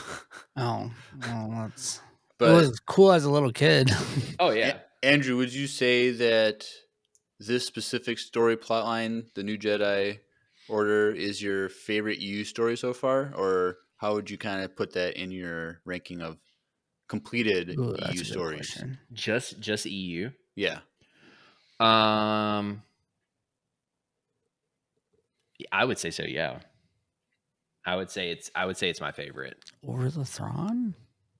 Yeah, I'm literally rereading the Thrawn books right now. Like I started the third one like 2 days ago. Thanks to Jeremiah, and I was there too. Okay. It was my idea, though. That's true. Thanks. It was my idea. It was my money that I spent to buy them. I watched them do it. But yeah, I'm rereading those and like reading the comic alongside it. But yeah, I mean, those are good. I'm going to be real with you. I like Thrawn in canon more than I like Thrawn in the EU. Ooh. Yeah. Really? That might be a hot take. Oh, that's a hot take from an EU person. No, but I said that. I've said that before. I guess I don't. I love canon Thrawn. I think books. Timothy Zahn was able hold on. Yeah. The books. I like the book Thrawn best, the canon book Thrawn best, the EU book Thrawn second, and the visual representation Thrawn third. Both visual representations. Yes. I would say canon books, EU books, Rebels, then Ahsoka. It's not fair to put Ahsoka on that list because he was just introduced at the end of the show. Like, I don't know. I think, and also there's so much more that we're about to get. I should say you should put the category of live action Thrawn once the story is done. Yeah, we can revisit it. But I would say this is definitely This is definitely my favorite EU story so far. What? I don't know. Oh man, I forgot about the Old Republic though. Dude, the Darth Bane books are so freaking good. Oh, I haven't read those yet. I would say Plagueis? this is my favorite because of the vastness of it Vastness. and the depth that you go into with all the characters. And then the Bane trilogy is probably my second. What about those that one EU episode that you scrapped that you have in your pocket? Was it the Rocky and Bullwinkle Troopers or whatever? Oh my god, Tag and Bink. Oh, when are you gonna do that one? I've been waiting for that one. I'll do it. That can be my next one. Tag and Bink. Dude, Tag and Bink, man. But they're behind it. They're behind I think everything. The next one we're gonna do. Are we gonna do Plagueis? Oh, that's the next one. I don't know. We can. I mean, I bought it. I can reread it. We got a lot. Who knows when we're gonna get to more EU stuff? We'll have to. Yeah. We gotta see how things play out. Yes, but it shows now. But thank you, Andrew, for putting all that work into that. We appreciate it. I wish we could appreciate the story better than we do, just because you can read them. We could, but we do really appreciate the hard work that you put in, and I know that the feedback that we've been getting from people listening that are like big EU fans is telling us they like it a lot. We got voicemails tonight talking about the EU stuff too. So sweet. You're still a legend here at the Empire of Radios. It's like Jordan, and then me and Jeremiah are like Sky and Pippen over here, like surviving. What? We're Scottie Pippen, and you're Jordan. He's saying you're better than us. Let's take that comment and be happy with it. Okay. I don't think so, but okay. What do you mean? Michael Jordan's considered one of the best, if not the best basketball player of all time. You just said Jordan. I was like, which Jordan are you talking about? What other Jordan is there in life? Jordan Hines. Shout out. Miss you, buddy. Who that is. He's one of my favorites. All right. Anyways. You, Jordan. Anything else, guys, on the new Jedi Order? No. All right, cool. Well, got to buy more books now. All right. Well, it's time for everyone's favorite time of every episode. Let's do it. Voicemail time. So let's transition over.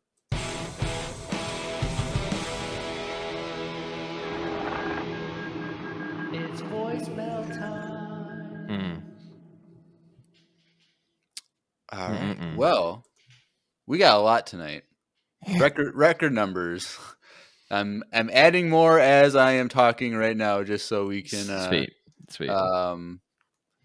Get this show on the road. But first two we have tonight are from Sharpster, who I think was last week sent in, or maybe 2 weeks ago, I can't remember. But he's back with two, so let's take a listen to his first one.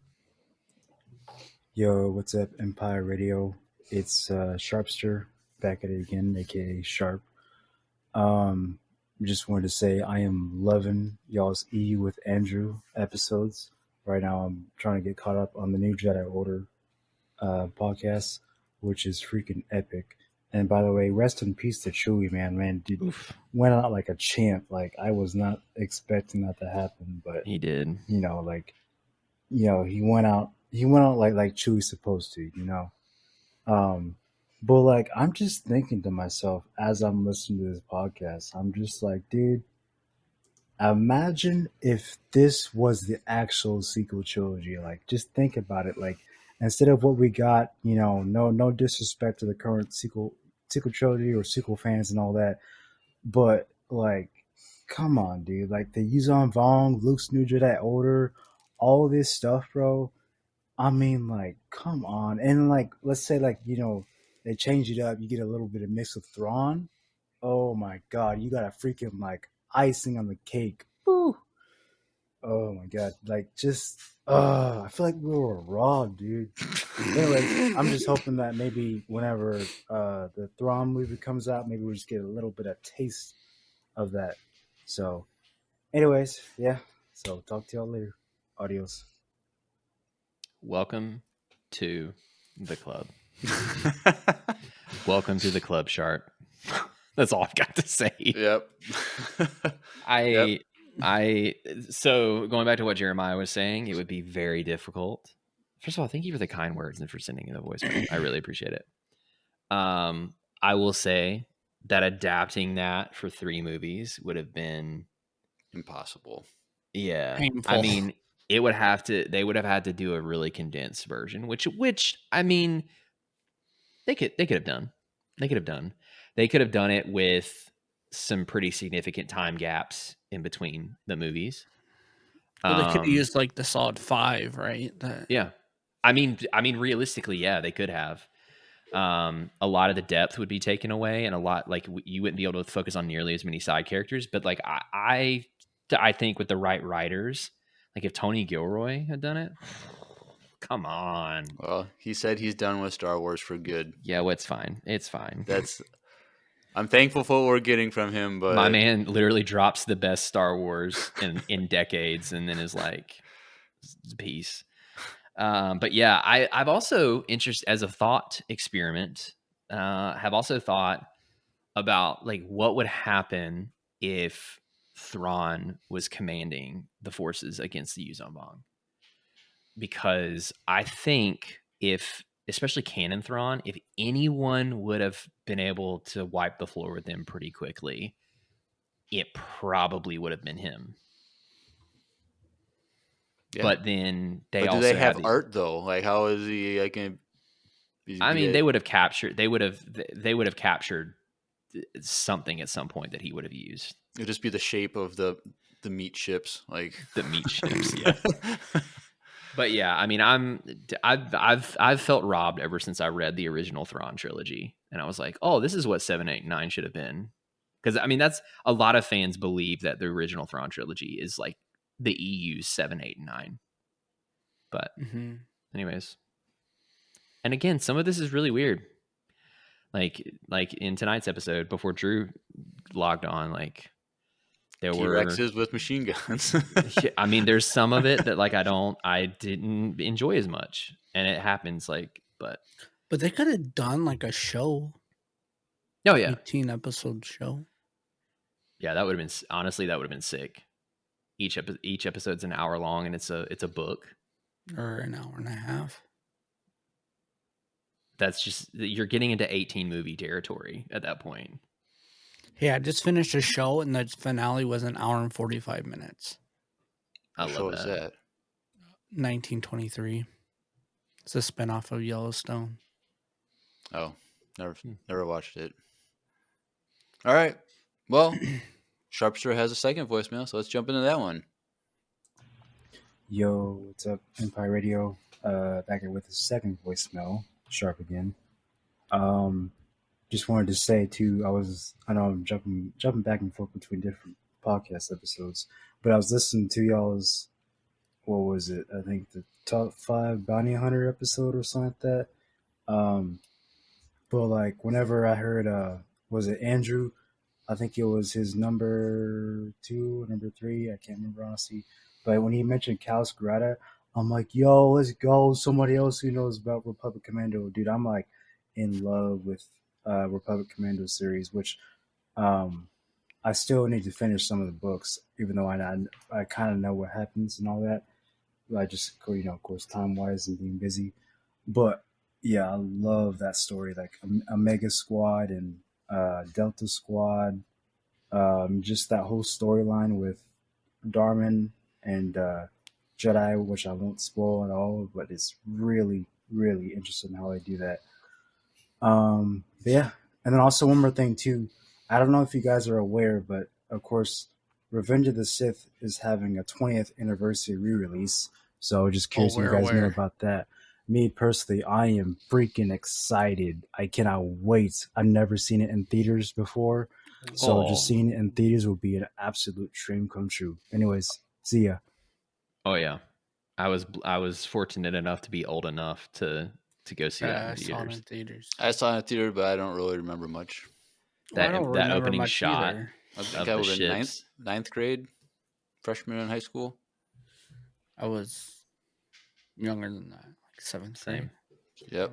Dude, but the Republic Commando books, so good. And I'm so mad that they didn't finish.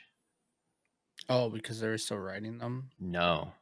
They didn't finish because the last book, the last written book came out, and then Disney That's what I mean. Disney bought them. Disney took over, and they just scrapped. They just finished the story. So it's technically incomplete, which sucks because like it's really good. Like That's kind of sad. not really good in the way the New Jedi Order is, with some weirdness. It's really good in like it's firmly rooted in the Clone Wars. Like obviously it's different from Clone Wars and Bad Batch. They take a different take on it, but like there's no weirdness. It's just gripping story the entire time. So Awesome. yeah. Sweet. All right. Well, the next 4 are from Yaretsi. Nice. So let's take a listen to number 1.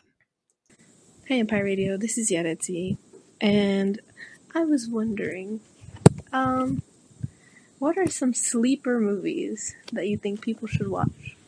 I have 3. Number 1 is Prince of Egypt. That's a really good movie. Hans Zimmer does some of the soundtrack. It's really cool. Number 2 is Rise of the Guardians. That's a movie about different holiday myth people teaming up and defeating the boogeyman, I think. Yeah. And then number 3 is Joseph King of Dreams. Oh, that movie is amazing. And the songs are so good. Anyway, the weird thing is that they're all DreamWorks productions. But yeah, that was my question. Bye. All right. Thank you, Yaretsi. So question, movies. sleeper movies. Like, what movies would you guys say you think super good, but not a lot of people have seen them or are willing to give them a chance or whatever? The one that comes to my mind is War of the Worlds with Tom Cruise. That is a good movie. I don't like the ending, really. It's kind of lame. But that whole movie, there's some amazing scenes. Yeah, it's pretty good. John Williams does the music to that. Yeah. It's pretty good. Yeah. I would recommend that movie. What about you guys? What do you think? Huh? This is rough. You know what a sleeper movie? I don't think it's a sleeper. See, this is a hard. Like, what's a sleeper? Because first of all, see those movies. I grew up watching those movies as like a little kid. Dude, Prince of Egypt slaps. Dude, for real, solid. I watched that for the first time like last year. What? What? Yeah. Oh, I grew up watching that movie like crazy. I think I showed Miles that movie last year. Micaiah randomly, I was working on something and I heard it. I was like, dude, are you watching this right now? It was, And I ended up just like staying out there. I was like, I had a hard time when because it was Jeff Goldblum was one of the voice oh, actors. here we go. And I was just like, whole movie, I'm getting distracted by Jeff Goldblum. But yeah, I liked it. The music was great. Music's really good. I think the burning bush scene got the tear ducts working for me. I don't know why. Oh, okay. I thought you were going to be like, yeah, it wasn't really canonically accurate. Yeah, that's what I thought you were going down. For whatever reason, I got super emotional during that scene. Yeah, I mean, the music during that scene is just immaculate too. Oh man, sleeper movies. I watched Glory the other day for the first time in a war movie, right? Yeah, like that Revolutionary War old movie. Yeah, it's like rated R. This is family friendly, so if you're not an adult, don't I'm just saying that's so old, but it's not like a sleeper. I feel like most people know. I feel like there's like a lot of movies that were super popular when we were young, but now like the next generation they haven't carried over. Whereas like Star Wars, it keeps going every generation. Indiana Jones, every generation. Yeah. But like, so what's one of my favorites is I got it. It's rated R, but it's 13 Assassins. It's a Japanese movie. Yes, that's a good one. Seen it. Of course, film. Seven Samurai. Solid. I need to I'm rewatching. This is a cowboy version of that. Magnificent Seven. Also solid film. Yeah, Have you seen I've it? only It's pretty- seen it's Seven pretty good. Samurai, but I'm making it a goal of mine to rewatch that this weekend. Seven Samurai. Dude, Godzilla -1. It's not a sleeper. I mean, it's not It's super huge. popular. Well, not really though. Like the average person is not going to know it the way that they know like the Fast and the Furious. You know what I'm saying? Well, yeah. What? You know, at this point, I've literally said 3 Japanese movies. I'm not Yeah. doing very well. Okay, I got one. Okay. American Tales. I don't even know what that is. I must be really sleeping it. Fightful, remember? Oh, dude, Fifo Goes West. Yes, dude. Yes. Those two are solid Bro. films. And they're Yeah, kid those are good. appropriate. Anyone can watch them. Yeah, those are They good. still. It's They're about a they slap. mouse who like Dude, comes I from got one. Europe. The Aristocats. Oh, it's so good. Disney, The Aristocats. Yes. Dude, Yeah. so Makaya was like, we need to watch that. And I was like, I've never seen it. She's like, you've never seen it? So we watched it. Dude, such a good movie. Yeah, it's pretty good. Surprisingly good. And I am 30. Just watched it for the first time a few months ago, and I loved it. Oh, that's pretty cool. Yeah. But yeah, Fightful's Go West or Yeah. American Tail, those two. But Jeremiah, you gotta Yeah. watch those. Those are fun kid movies Yeah. about a mouse. There's And- a another one that I watched not too. The Borrowers. oh yeah, it's great special effects. That's one with the little people, like the little Yeah. like Mhm. Yeah. okay. They did that on Corridor. Little people, Um, as in like they're 6 inches tall, not like. Yes. Yeah. There's a movie on Netflix called Spectral. Oh, that's a Netflix. Oh, yeah. It's original. a science fiction movie, and it's like a few years old. Oh, and it's- I've seen it twice. I think it's like 10 years old. It's like one of the Yeah. first. Yeah, It might have been the Mm. first Netflix movie. it's one of the actually. first. It's really good. I remember liking it. I don't remember much about it, but I remember yeah. like thinking, "Wow, this is pretty good." Yeah, it's a cool concept. Black Hawk Down. Solid. Rewatched that recently. I feel like it's not a sleeper, but solid. I mean, it's It was popular back in the day. I saw it once. I don't really remember much about it. really The good. Black Hawk. If Helicopter you watch crashes. that, I would say Sorry. watch the Netflix documentary about it. They just recently released, Mhm. which is really good. And then watch the Black Hawk Down because you have way more context as to what's actually happening. Oh, I got another one. It's a movie that's been like super popular, but Uh-huh. it's like not a lot of people watch it because it's a foreign film. But RRR, Yes. Yeah, you Bro, guys both have I've- seen it, I've Yeah. yet to see it, I've seen dude. it. but I've seen Honestly, so much of the special effects. I will die on a hill that is top 10 movies of all time. I Like mean, I've heard it. I've heard it's great. Oh, It Ip is- Man. Ip Man is pretty good. Pretty good. Yeah, Dude, Those have are- you those are seen really- him lately? Mm-mm. Bro, you gotta look at it's really sad. The main What guy from happened? Ed Man. What's his Donnie name? Yen. Yeah. Yeah. He like has I think it's him. Maybe it's not actually. Never mind. It's one of those guys that we grew up like doing martial arts. He has like this rare disease that makes him age faster. So he looks like he's in his 90s now. That's not Donnie Yen. Unless it happened in the last year and he aged 40 years in the Bro, last year, but it's- I just saw him in something. He was in John Wick. Okay, maybe it's not Johnny Yen then. John Wick 4. Okay, 2 never years mind. ago. I retract everything I just Yeah, this Cut that out. maybe I think you may be thinking Jet Li. Maybe I think yes. I thought I remember hearing he had health issues a while ago. He has this like weird, yeah. But I look up Jet don't- Li. That's what it is. I just looked it up. Yeah, it's Jet Li. All right. But look him up, bro. It's really sad. All right. Well, hopefully R2 gave you a good list of some movies. Some of those are rated R, so Yeah. Well, a lot of them. don't are, watch but- them or get your parents' permission to watch them with your parents if they allow you to watch such things. But Yeah, Fightful. moving on, number Salt. 2 from Yaretsi. Let's take a listen. Hey Empire Radio, this is Yaretsi back with the second voicemail. So the other day, one of my friends asked me a question about Star Wars, and it really stumped me, so I'm going to ask you guys. Was the Empire an oppressive force or a necessary evil? And what were the consequences of its rule? Anyway, that was the question. Bye! Well, thank you for the question. answer. It depends on who you ask. All of the Because above. I always go to what the client said in Mando season 1, that with every demographic, the Empire brought prosperity. But that's just from that perspective of like they brought security, they brought like they controlled everything, and so by their standards, it was a good thing. But as you can see, rebel cells around the galaxy rose up against oppression.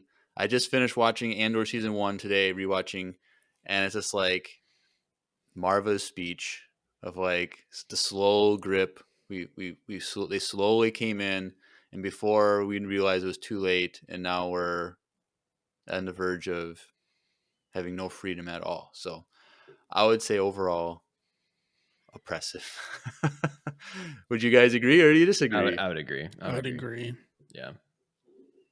But yep, it kind of all depends on how you want to measure. I bet like there's a lot of people maybe those first few years, a lot of planets like wow, this is great. Like we just came out of a huge war, like we were suffering under war, and now the Empire came in and brought stability. There's no more war. Like a lot of people were probably on board, Mm-hmm. and then the slow grip Well, you got tighter and just tighter. think about Lost Stars. That planet had nothing. The Empire went there. They were all celebrating them, super excited. And then throughout the Yep. series, their planet slowly deteriorated to like literally nothing And what's because of interesting the though mining is and stuff. the best part, one of the best things about that book is that the characters that we see on the Imperial side, like they're just in Star Destroyers and stuff. Like they don't actually see what's going on out in the Mhm. galaxy. So they Yeah. think, oh, here's some rebel cell like group. They're fighting. We gotta destroy them. They're bringing like they don't know anything. Like They they don't don't understand what see they're the not seeing oppression. it. Yeah. Yeah. And like a lot of these people like don't realize that the Empire is doing evil. They think because they don't see what's actually going on these planets. Yeah. And so like there's a lot of good people in the Empire fighting, but they don't realize they're fighting for the wrong side. I think that's what's good Thrawn. about that book. Yeah. Well, Thrawn decided to join them so that he could have stability and protection for his own people. Yeah. So Yeah. it makes sense. But I think that's what's really good about that book is that it like shows you that those imperial people are actually people still Yeah. and not just bad guys. Andrew, you got to read it, bro. You I got do. You got to just work through the little stuff in the beginning, but once you get past I was going to say the kissing, but that's not in the beginning. But like once you get past that part, it's really good. Okay. Jeremiah liked it, so I'll go dust it off. It's down there somewhere. All right. That was number 2 from your right? 2 or is that 3? 2. we're All right. on 3. All right. Number 3 from your Etsy. Hey Empire Radio, this is Yaretsi with another voicemail, and I have a question about the Mortis arc during the Clone Wars. So, in that arc, the sun reveals the future to Anakin, and Anakin joins the sun for a brief time, and they are trying to leave the where Mortis is. So my question is, what do you think would have happened if Anakin and the sun had succeeded in leaving Mortis? Yeah, that's my question. Bye. Thank you for the question. That is very hard to answer because we don't know enough information about what the sun wanted to do. Like he wanted to bring peace to the galaxy, but what does that actually look like when basically a pure manifestation of the dark side has turned the chosen one to the dark side? Like I think the father said they would wreak havoc in the universe and tear it apart. Yeah. I'm inclined to believe what the father says, but what does that actually look like? I don't know. Yeah.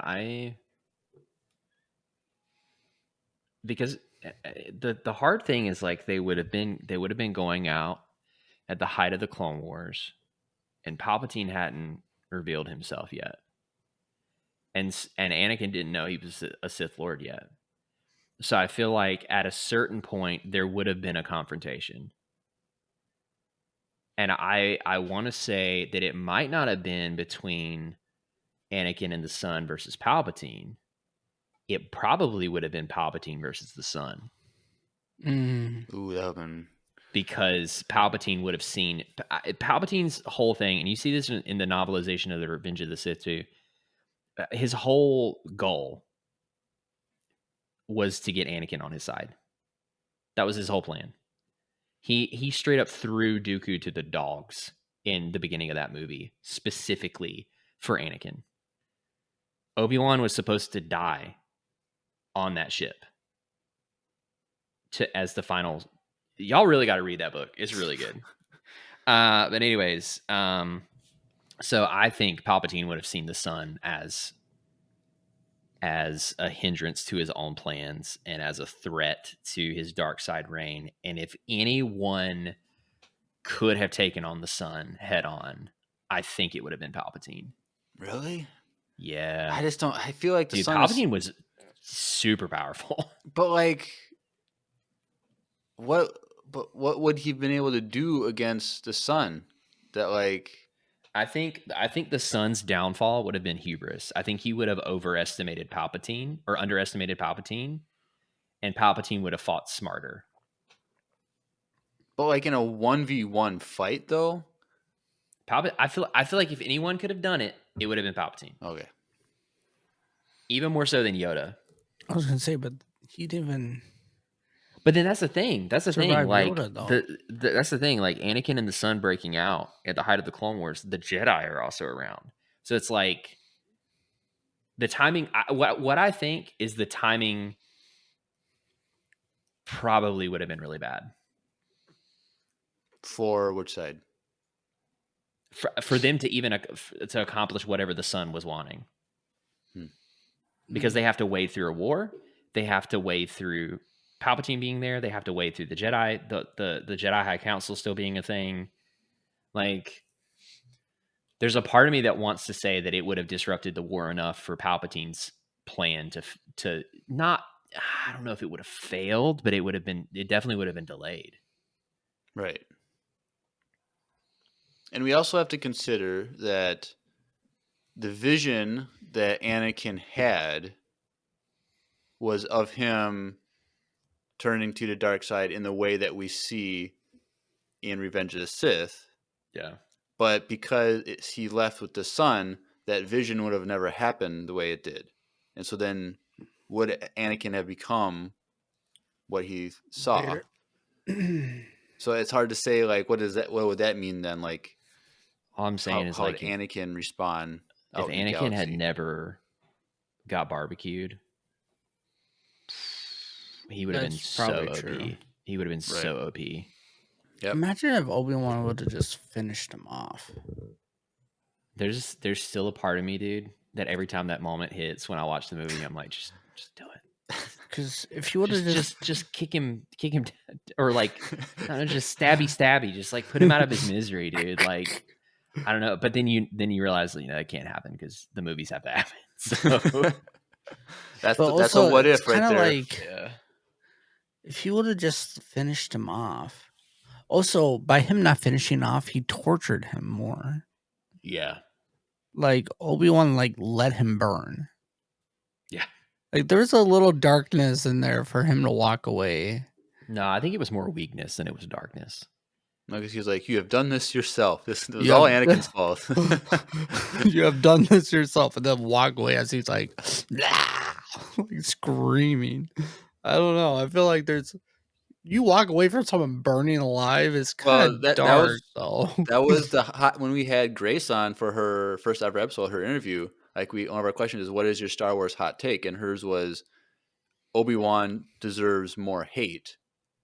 And she just brought up that, like, you see him leave Anakin on Mustafar, doesn't want to finish a job. When he fights Vader / Anakin in the Kenobi series, he leaves. Like, he won't finish a job. He's weak. He's not strong enough to resolve the issue. Here's my question. Is that a result of his character, or is that a result of writing, being story locked?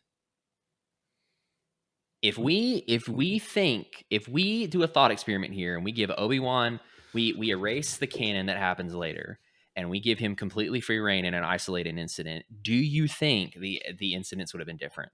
because all of this Like we have if the you're context. saying 1, 2, and 3 came first before Correct. 4, 5. Correct. But then they didn't have to write it that way though. They could have wrote it in a way that like But he Anakin can't kill Anakin, escaped. 'cause Anakin no, I'm has saying, to- but they could have made it look like he escaped instead of just on fire, Yeah, I guess rolling that's around. true. I guess that's true. Like they didn't have to make him have the high personally ground. think I personally think that he would have failed at Mustafar, and in Kenobi he wouldn't have made the same mistake. I think when he realized that my friend is truly dead, I think he would have been like, I will do what I must. Point two fingers. Yeah. I don't know. I Like, think he it's did just, finish Maul finally. Took him a Yeah. little bit, but he did end up finishing him. I think though, because Obi-Wan had a love for Anakin, like he says, Yeah. "I love you." Yeah. Like there was that connection where he couldn't kill his brother. I think that's Maybe. a main part of it. Kind of more to my point too, though. My brother was on fire, just like peace out home skillet, like literally skillet, like just. Well, with brother, just kidding. Moving Moving on. Yeah, anyways, next voicemail. All right, last one from Yaretsi, and it is she has fulfilled Andrew's request. So let's take a listen. Let's go.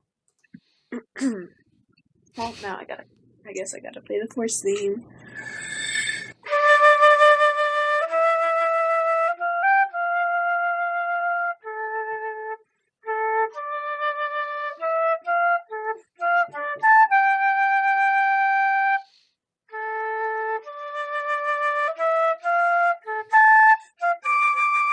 Oh, she hit it.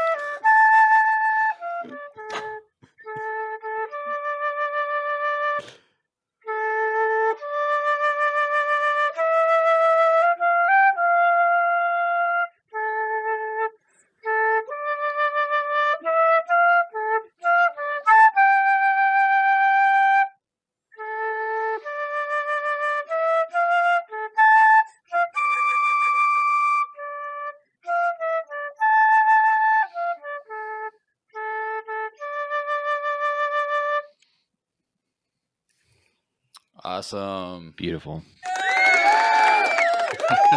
Lovely vibrato. Again, lovely She hit vibrato. Yeah. I love how Drew was like, she hit it. It's not singing. Hey, it's still hard, dude. You just, well, yeah, but like it's you saw they hit that. That's so Yeah, hard. but as someone who's played flute, the note that she hit wasn't that hard to hit. Jeremiah. Weird flags. Someone who's played flute before. Yep. but There's a lot of higher Along notes here. that are harder to hit. No, that's beautiful. All right. Well, thank you, Yaretsi. Yeah, that's gorgeous. Wonder what your next one's going to be. Cantina theme. no, I already called That it. one would be a harder one to play. Yeah, it will. That's a tough one. Or no, not Cantina theme. I want the melody from Jabba's Palace, the special edition Jabba's. That one. Yeah, you know what I'm talking about. Yeah. Or Yub Nub. Yum num. All We right. already Well, played thank it you, Yaretsi. And the next one, this individual has gotten pumped up and has his ego inflated because of Andrew. So let's take a listen to a new segment from this individual. Let's take a listen. Hello, Empire Radio and loyal subjects. Welcome back to your favorite segment within your favorite segment, Cutting the Cheese. I am your host, Darth Fart, and this show is brought to you and powered by Febreze. My question for you guys today is, who in the Star Wars universe would you suspect of having a secret addiction to death sticks, but hides it really well? Oh no. Thank you for playing Cutting the Cheese, and may the Force be with you.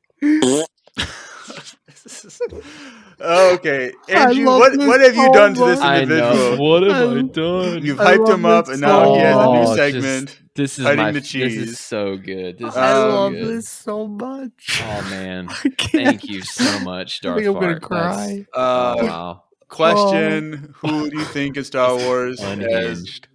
a secret addiction to death sticks and But hides it really well? Hides it really well. Kiadi Mundi. Yo, dude, straight up. Straight up. Dude, yeah, it's straight up. Without fail. Who else? I mean, that's right on the nose. That's freaking right on the nose.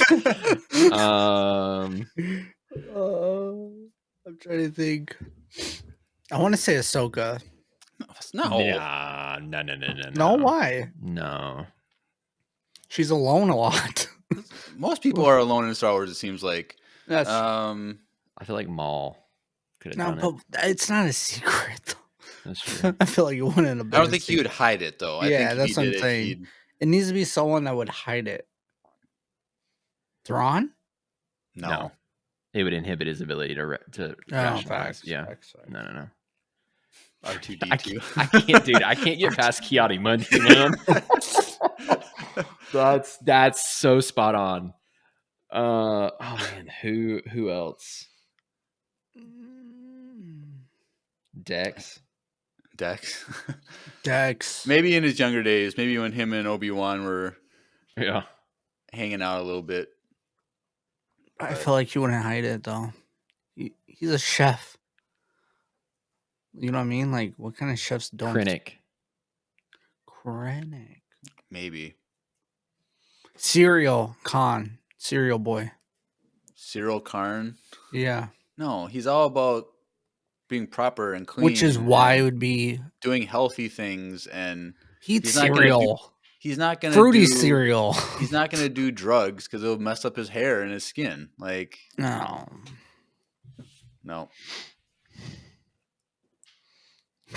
I don't know. Jar Jar. Yeah, straight up. That makes sense. Yeah. Kiadi Mundi was the best. That was excellent. Any other choices, guys, or should we move on? Oh, I love this segment so much. I never wanted to end. No, let's just move on. Soul. No. Yoda. Yeah. He's green already. There's probably he probably had some organic ones from Dagobah. Yeah. All right.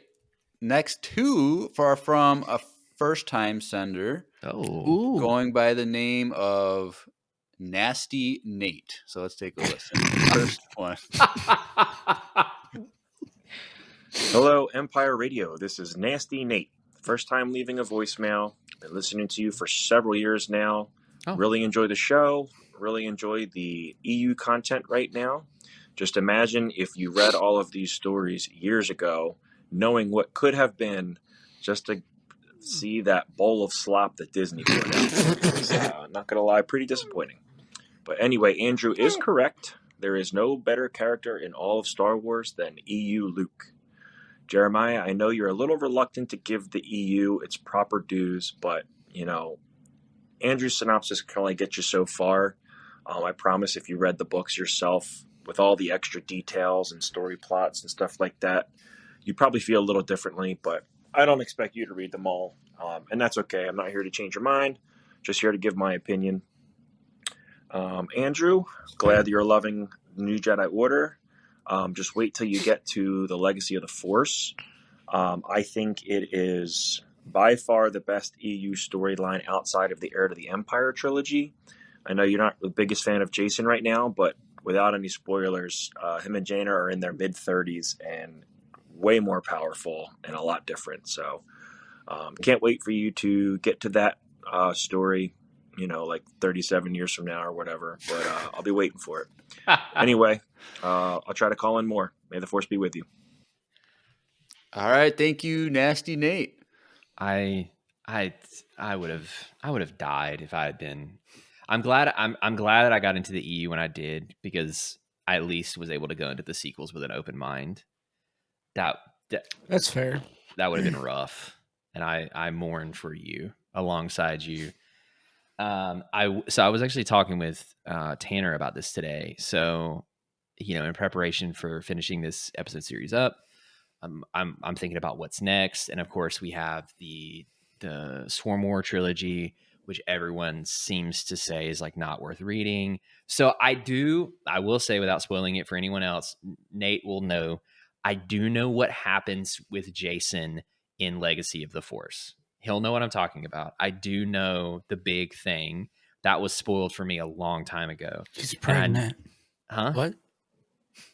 No, because eventually I'm gonna do the books. So, but I know that process, the leading to what happens, does apparently start in the Swarm War trilogy, and so I'm gonna start there, and then I'm gonna go into Legacy of the Force. But interestingly enough, a lot of people don't like Legacy of the Force, but Nate and Tanner both really love it. So I'm excited. But a lot of people are like, yeah, Legacy of the Force is stupid, but Fate of the Jedi is much better, which is the series after it. But anyways, we'll get there. I mean, as soon as I'm done reading the Thrawn books, I'm going to try to convince my wife to let me get those Swarm War books. And then it's off to the races. I got 3 books, and then I'll start Legacy of the Force. So I'm excited. I'm really excited. For your comments directed towards me, Nate. Oh, yeah. I don't doubt that I would enjoy reading a lot of these EU stories. I've never said I wouldn't like them. There's just so much, and I know that like we've saw in this new Jedi Order, there's a lot of weird stuff, and like just embrace it, man. And it's just like when I think of the EU, I just think of it as messy because there's weird stuff. So it seems like polluted with this weird stuff that I hear about, these weird dinosaurs with machine guns. Like, it's just weird to me. So it's like I'm not wanting to go see it or read it. Yes, I would like to counter. Yes, that it's not weird. It's showing a galaxy that is extremely vast and can contain weird things while still being normal. Because remember, in the canon, in the movies, and in canon, we're only seeing a very narrow portion of this galaxy. Right. So it's not inconceivable for the She-Rook to be dinosaurs and have laser guns. I know, but it's just like what we have in canon, I feel like is more like sustainable science fiction, where I feel like the EU is more fantasy. If that makes sense. Not as well. It is. And I know like Space Wizards is not science fiction. I mean, but it's like, man. I don't know. It's just looks weird, feels weird to me, and it's just I also don't want to get like my canon and my EU mixed up. Like, that's easy for me because for us, we focus on everything canon, and so it's like I want my Star Wars expertise to be seeing how canon fits together, and I don't want to like start getting confused with something from another book and whatnot. But all right. But that's why we got Andrew to help us get our EU content out there. It's always and we love you voicing your opinion. Yeah. That's what we're here for. Yeah, for real. Thanks for sending that in. All right. Well, next up, we have number 2 from Nasty Nate. So let's take a listen. Hello, Empire Radio. This is Nasty Nate again. I told you I would try to call back more often, so here we go. I have a question for you involving Tales of the Underworld. I personally loved Tales of the Jedi, especially the Dooku episodes. I liked Tales of the Empire, but I think we probably could have gone in a different direction there. And I'm excited for Tales of the Underworld. I love Cad Bane and Ventress. However, I also feel like we see them a lot. They seem to pop up in just about any platform that Disney could possibly put them in. So I think we might be missing an opportunity here to really dive deeper into characters we don't see too often. So my question to you is, if you could choose anyone else for Tales of the Underworld, who would it be? I would probably go with a Jango Fett backstory, since we don't really see much of him besides Attack of the Clones. So also I'd go with maybe something involving the Hutts. I'm not necessarily Jabba, but I've always been wondering how in the world do these giant, slow-moving slugs hold so much power in the galaxy. I feel like they'd be pretty easy to kill and overpowered. So I'd love to know how it is that they convince so many people to work for them. Anyway, I'll talk to you later. May the Force be with you. All right. Thank you, Nasty Nate, for that. Great question. So, question: what other characters would you rather have explored for Tales of the Underworld? I think he's kind of onto something with like the Hutts. With like, it'd be better like a focus on crime Zero. syndicates rather than bounty hunters, because they're both part of the underworld. And you know, I just played Star Wars Outlaws, which is all about the crime syndicates throughout the galaxy and all that jazz. And it'd be cool to see the inner workings of those stories. And the cool thing about this is spoilers for Star Wars Outlaws, but Zeresh Besh, the crime syndicate, was a fake crime syndicate created by the Empire to infiltrate the underworld.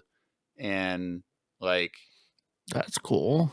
like that is a cool concept, even though that is like kind of like a side story. Like it's not like the focus of the story, but like that would be Still, a cool if we got that, that concept would to have like been see dope. that play out like in a, but not maybe not like an animated show. That'd be better for like a live action series. But I don't know.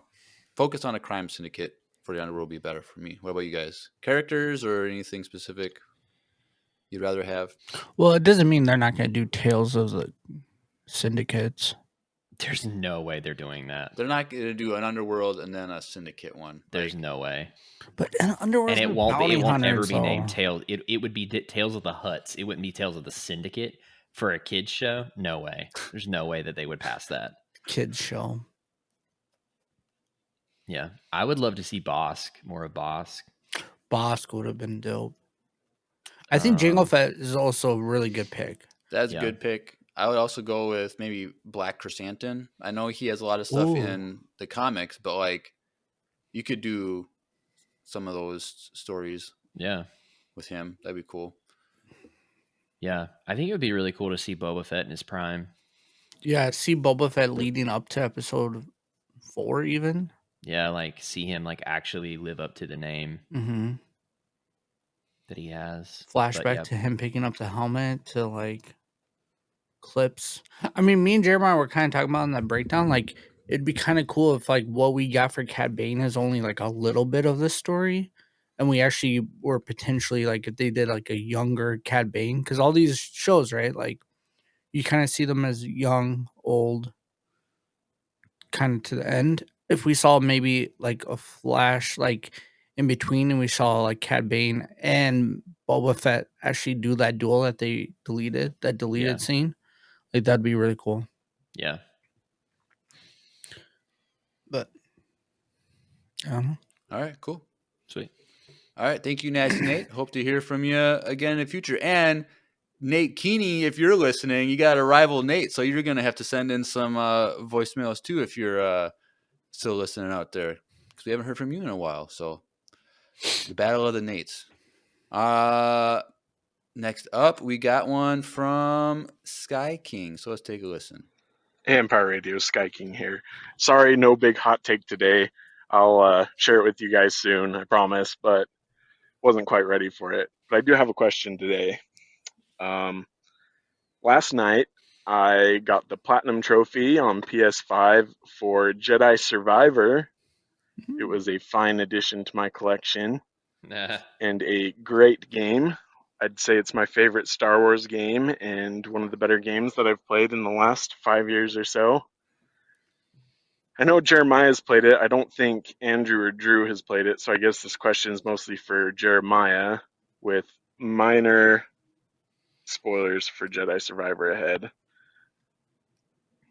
I know, Jeremiah, in the past you've said many times that you are not a fan of quote-unquote unnecessary romance in things.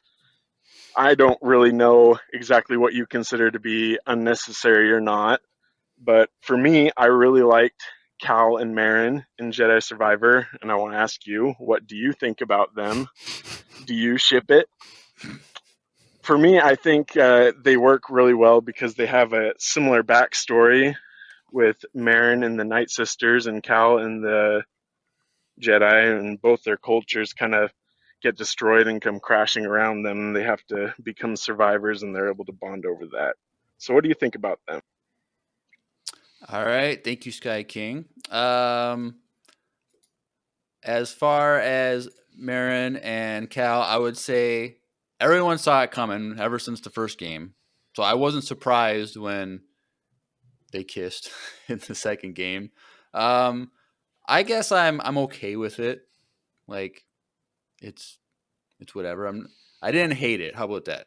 Like it doesn't really add much to the story, but I was fine with it. So I guess that's my answer. A Jedi and a former Night Sister. Well, I guess she's still a Night Sister doing magic, but Cool. yeah.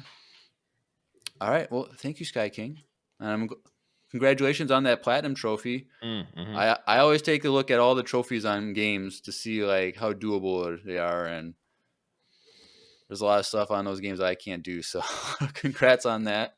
I only have one platinum trophy, and that's Horizon Zero Dawn. I am one trophy away on the sequel, Horizon Forbidden West, but it is a trophy that I cannot get because I suck at it.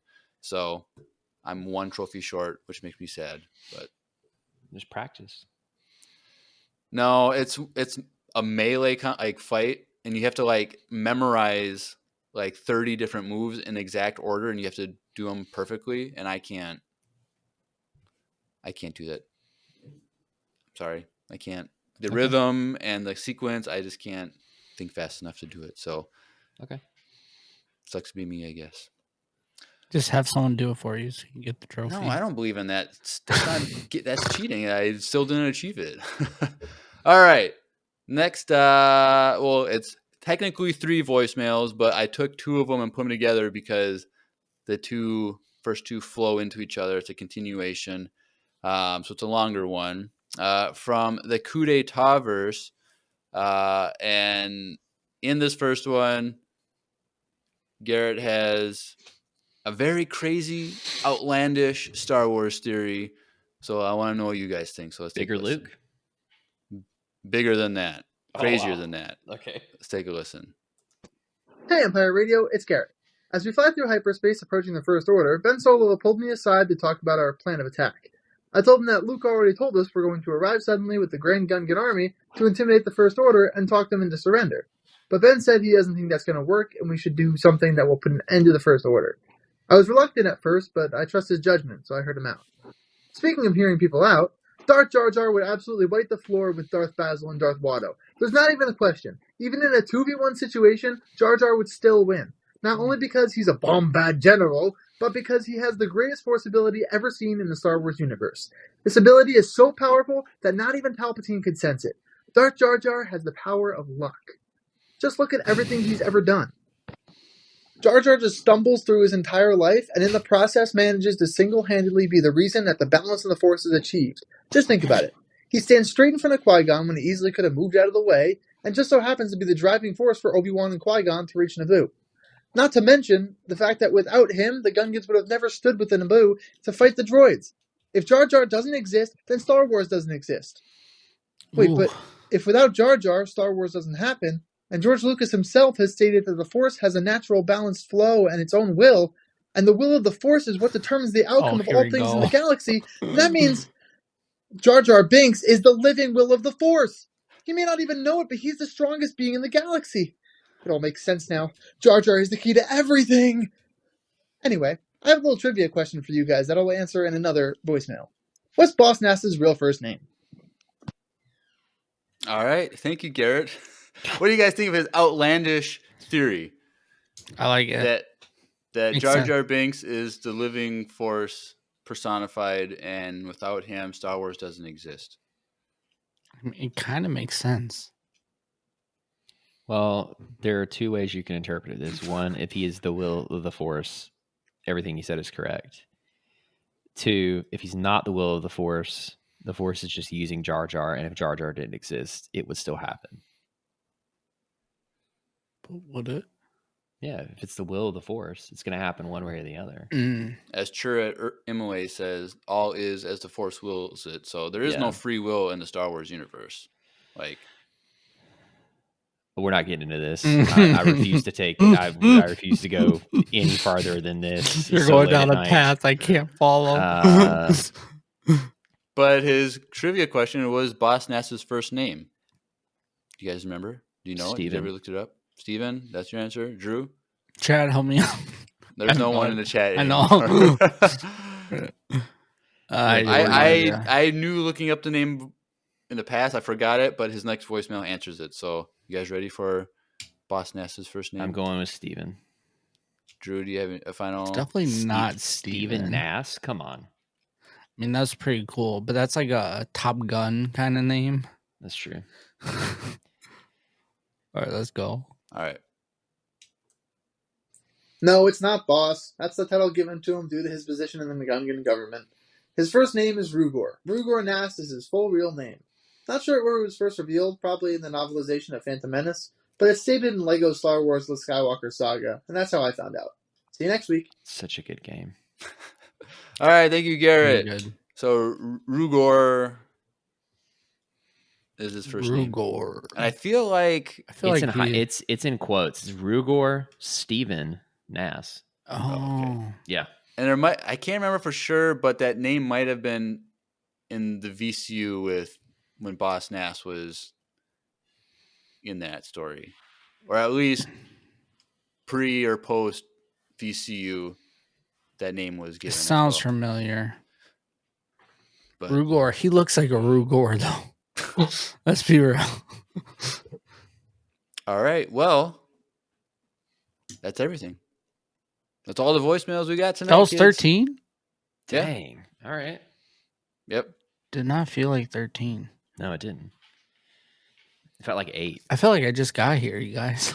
You did just get here. Yeah, I'm like 46 minutes ago. I'm like ready to keep going. All right, that's all we have planned for tonight. So I should say, if you've made it this far in the listening or watching, that congratulations. But next week, April 16th, we are taking that night off. And we're going to try and do some Star Wars Celebration coverage that weekend, but we have no idea how we're going to find time to cover anything for that. So hopefully we'll have some trailer reactions at least. Hopefully we can maybe get some trailer breakdowns or something, but I don't have any promises.